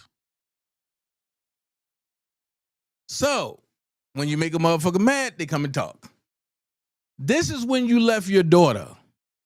We was having fun, cooking and laughing and not talking about no damn R. Kelly. But you was frustrated because you wanted to leave Alice in Florida and move to Las Vegas with Azriel. She said she didn't want to live with you. You ran around and cooked at houses all day. So she said she wanted a house that was $28,000 a month, and that pissed you off. You brought up R. Kelly and she cursed your ass out like never before. You jumped on a plane and left her here. She cried and we told her it was cool and she got Chinese food. This is your text from your mouth of what you said about your own child. But see, what Larry don't realize is this is incriminating to him. And it's incriminating him. And the text went like this. I'm going home, get Alice right. Then I'm getting her to place of her choice. And then I'm gone. I can't F with a liar, especially one that come from me. Okay. Larry said, okay, I'm going to work on this shit. Angelo said, okay. She will lose big. Trust me. I hope your work can help because I have to go with my gut. I love my daughter, but bro, I fought for too long to allow her to tell lies. Hit you when I'm home. And I'm going to leave that right there, right? I'm going to leave that right there. And I'm just going to put it like this.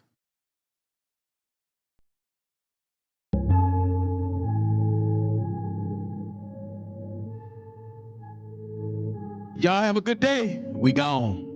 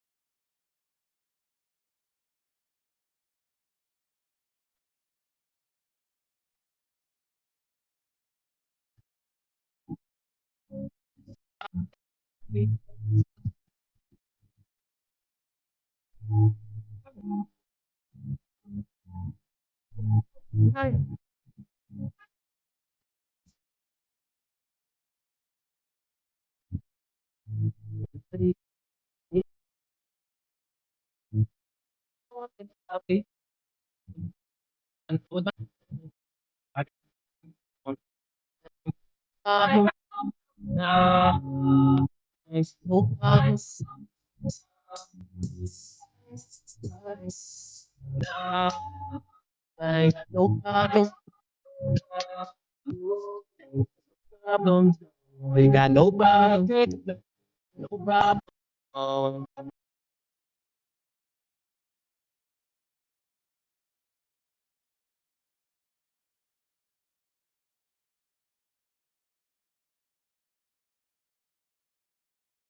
Let every move be your best. Enough of the speculations and the rumors. I'm finna lay that to rest. I ain't never been extorted, and I ain't never been a pussy. They thought I was patching my homes. I passed them niggas without even looking. My crib on 5 acres, Super Bowl ring like a now later. Pop a tab on my ass a skyscraper, make her come on a dick like a vibrator. At this point, ain't no competition. Something wrong with their comprehension. What goes around come back around. I can't fuck with groupie bitches. I'm too superstitious. Real nigga dilemma. These little niggas need parental. I was in back of the line too long. I walked to the front and skipped them. I don't ask for permission, nigga. If I want it, I'm coming to get it, nigga. Make them stand down like a midget, nigga. If you want to get rich, you should listen, nigga. I came home and charged 25 a show. Thursday, Friday, Saturday, diamond in the dirt. Now I'm up under a scope. Now they can see all my clarity. Made a couple good investments. Bought 1,000 pounds, made it disappear. Made 3.9 million fresh out to sell less than a year. Yeah.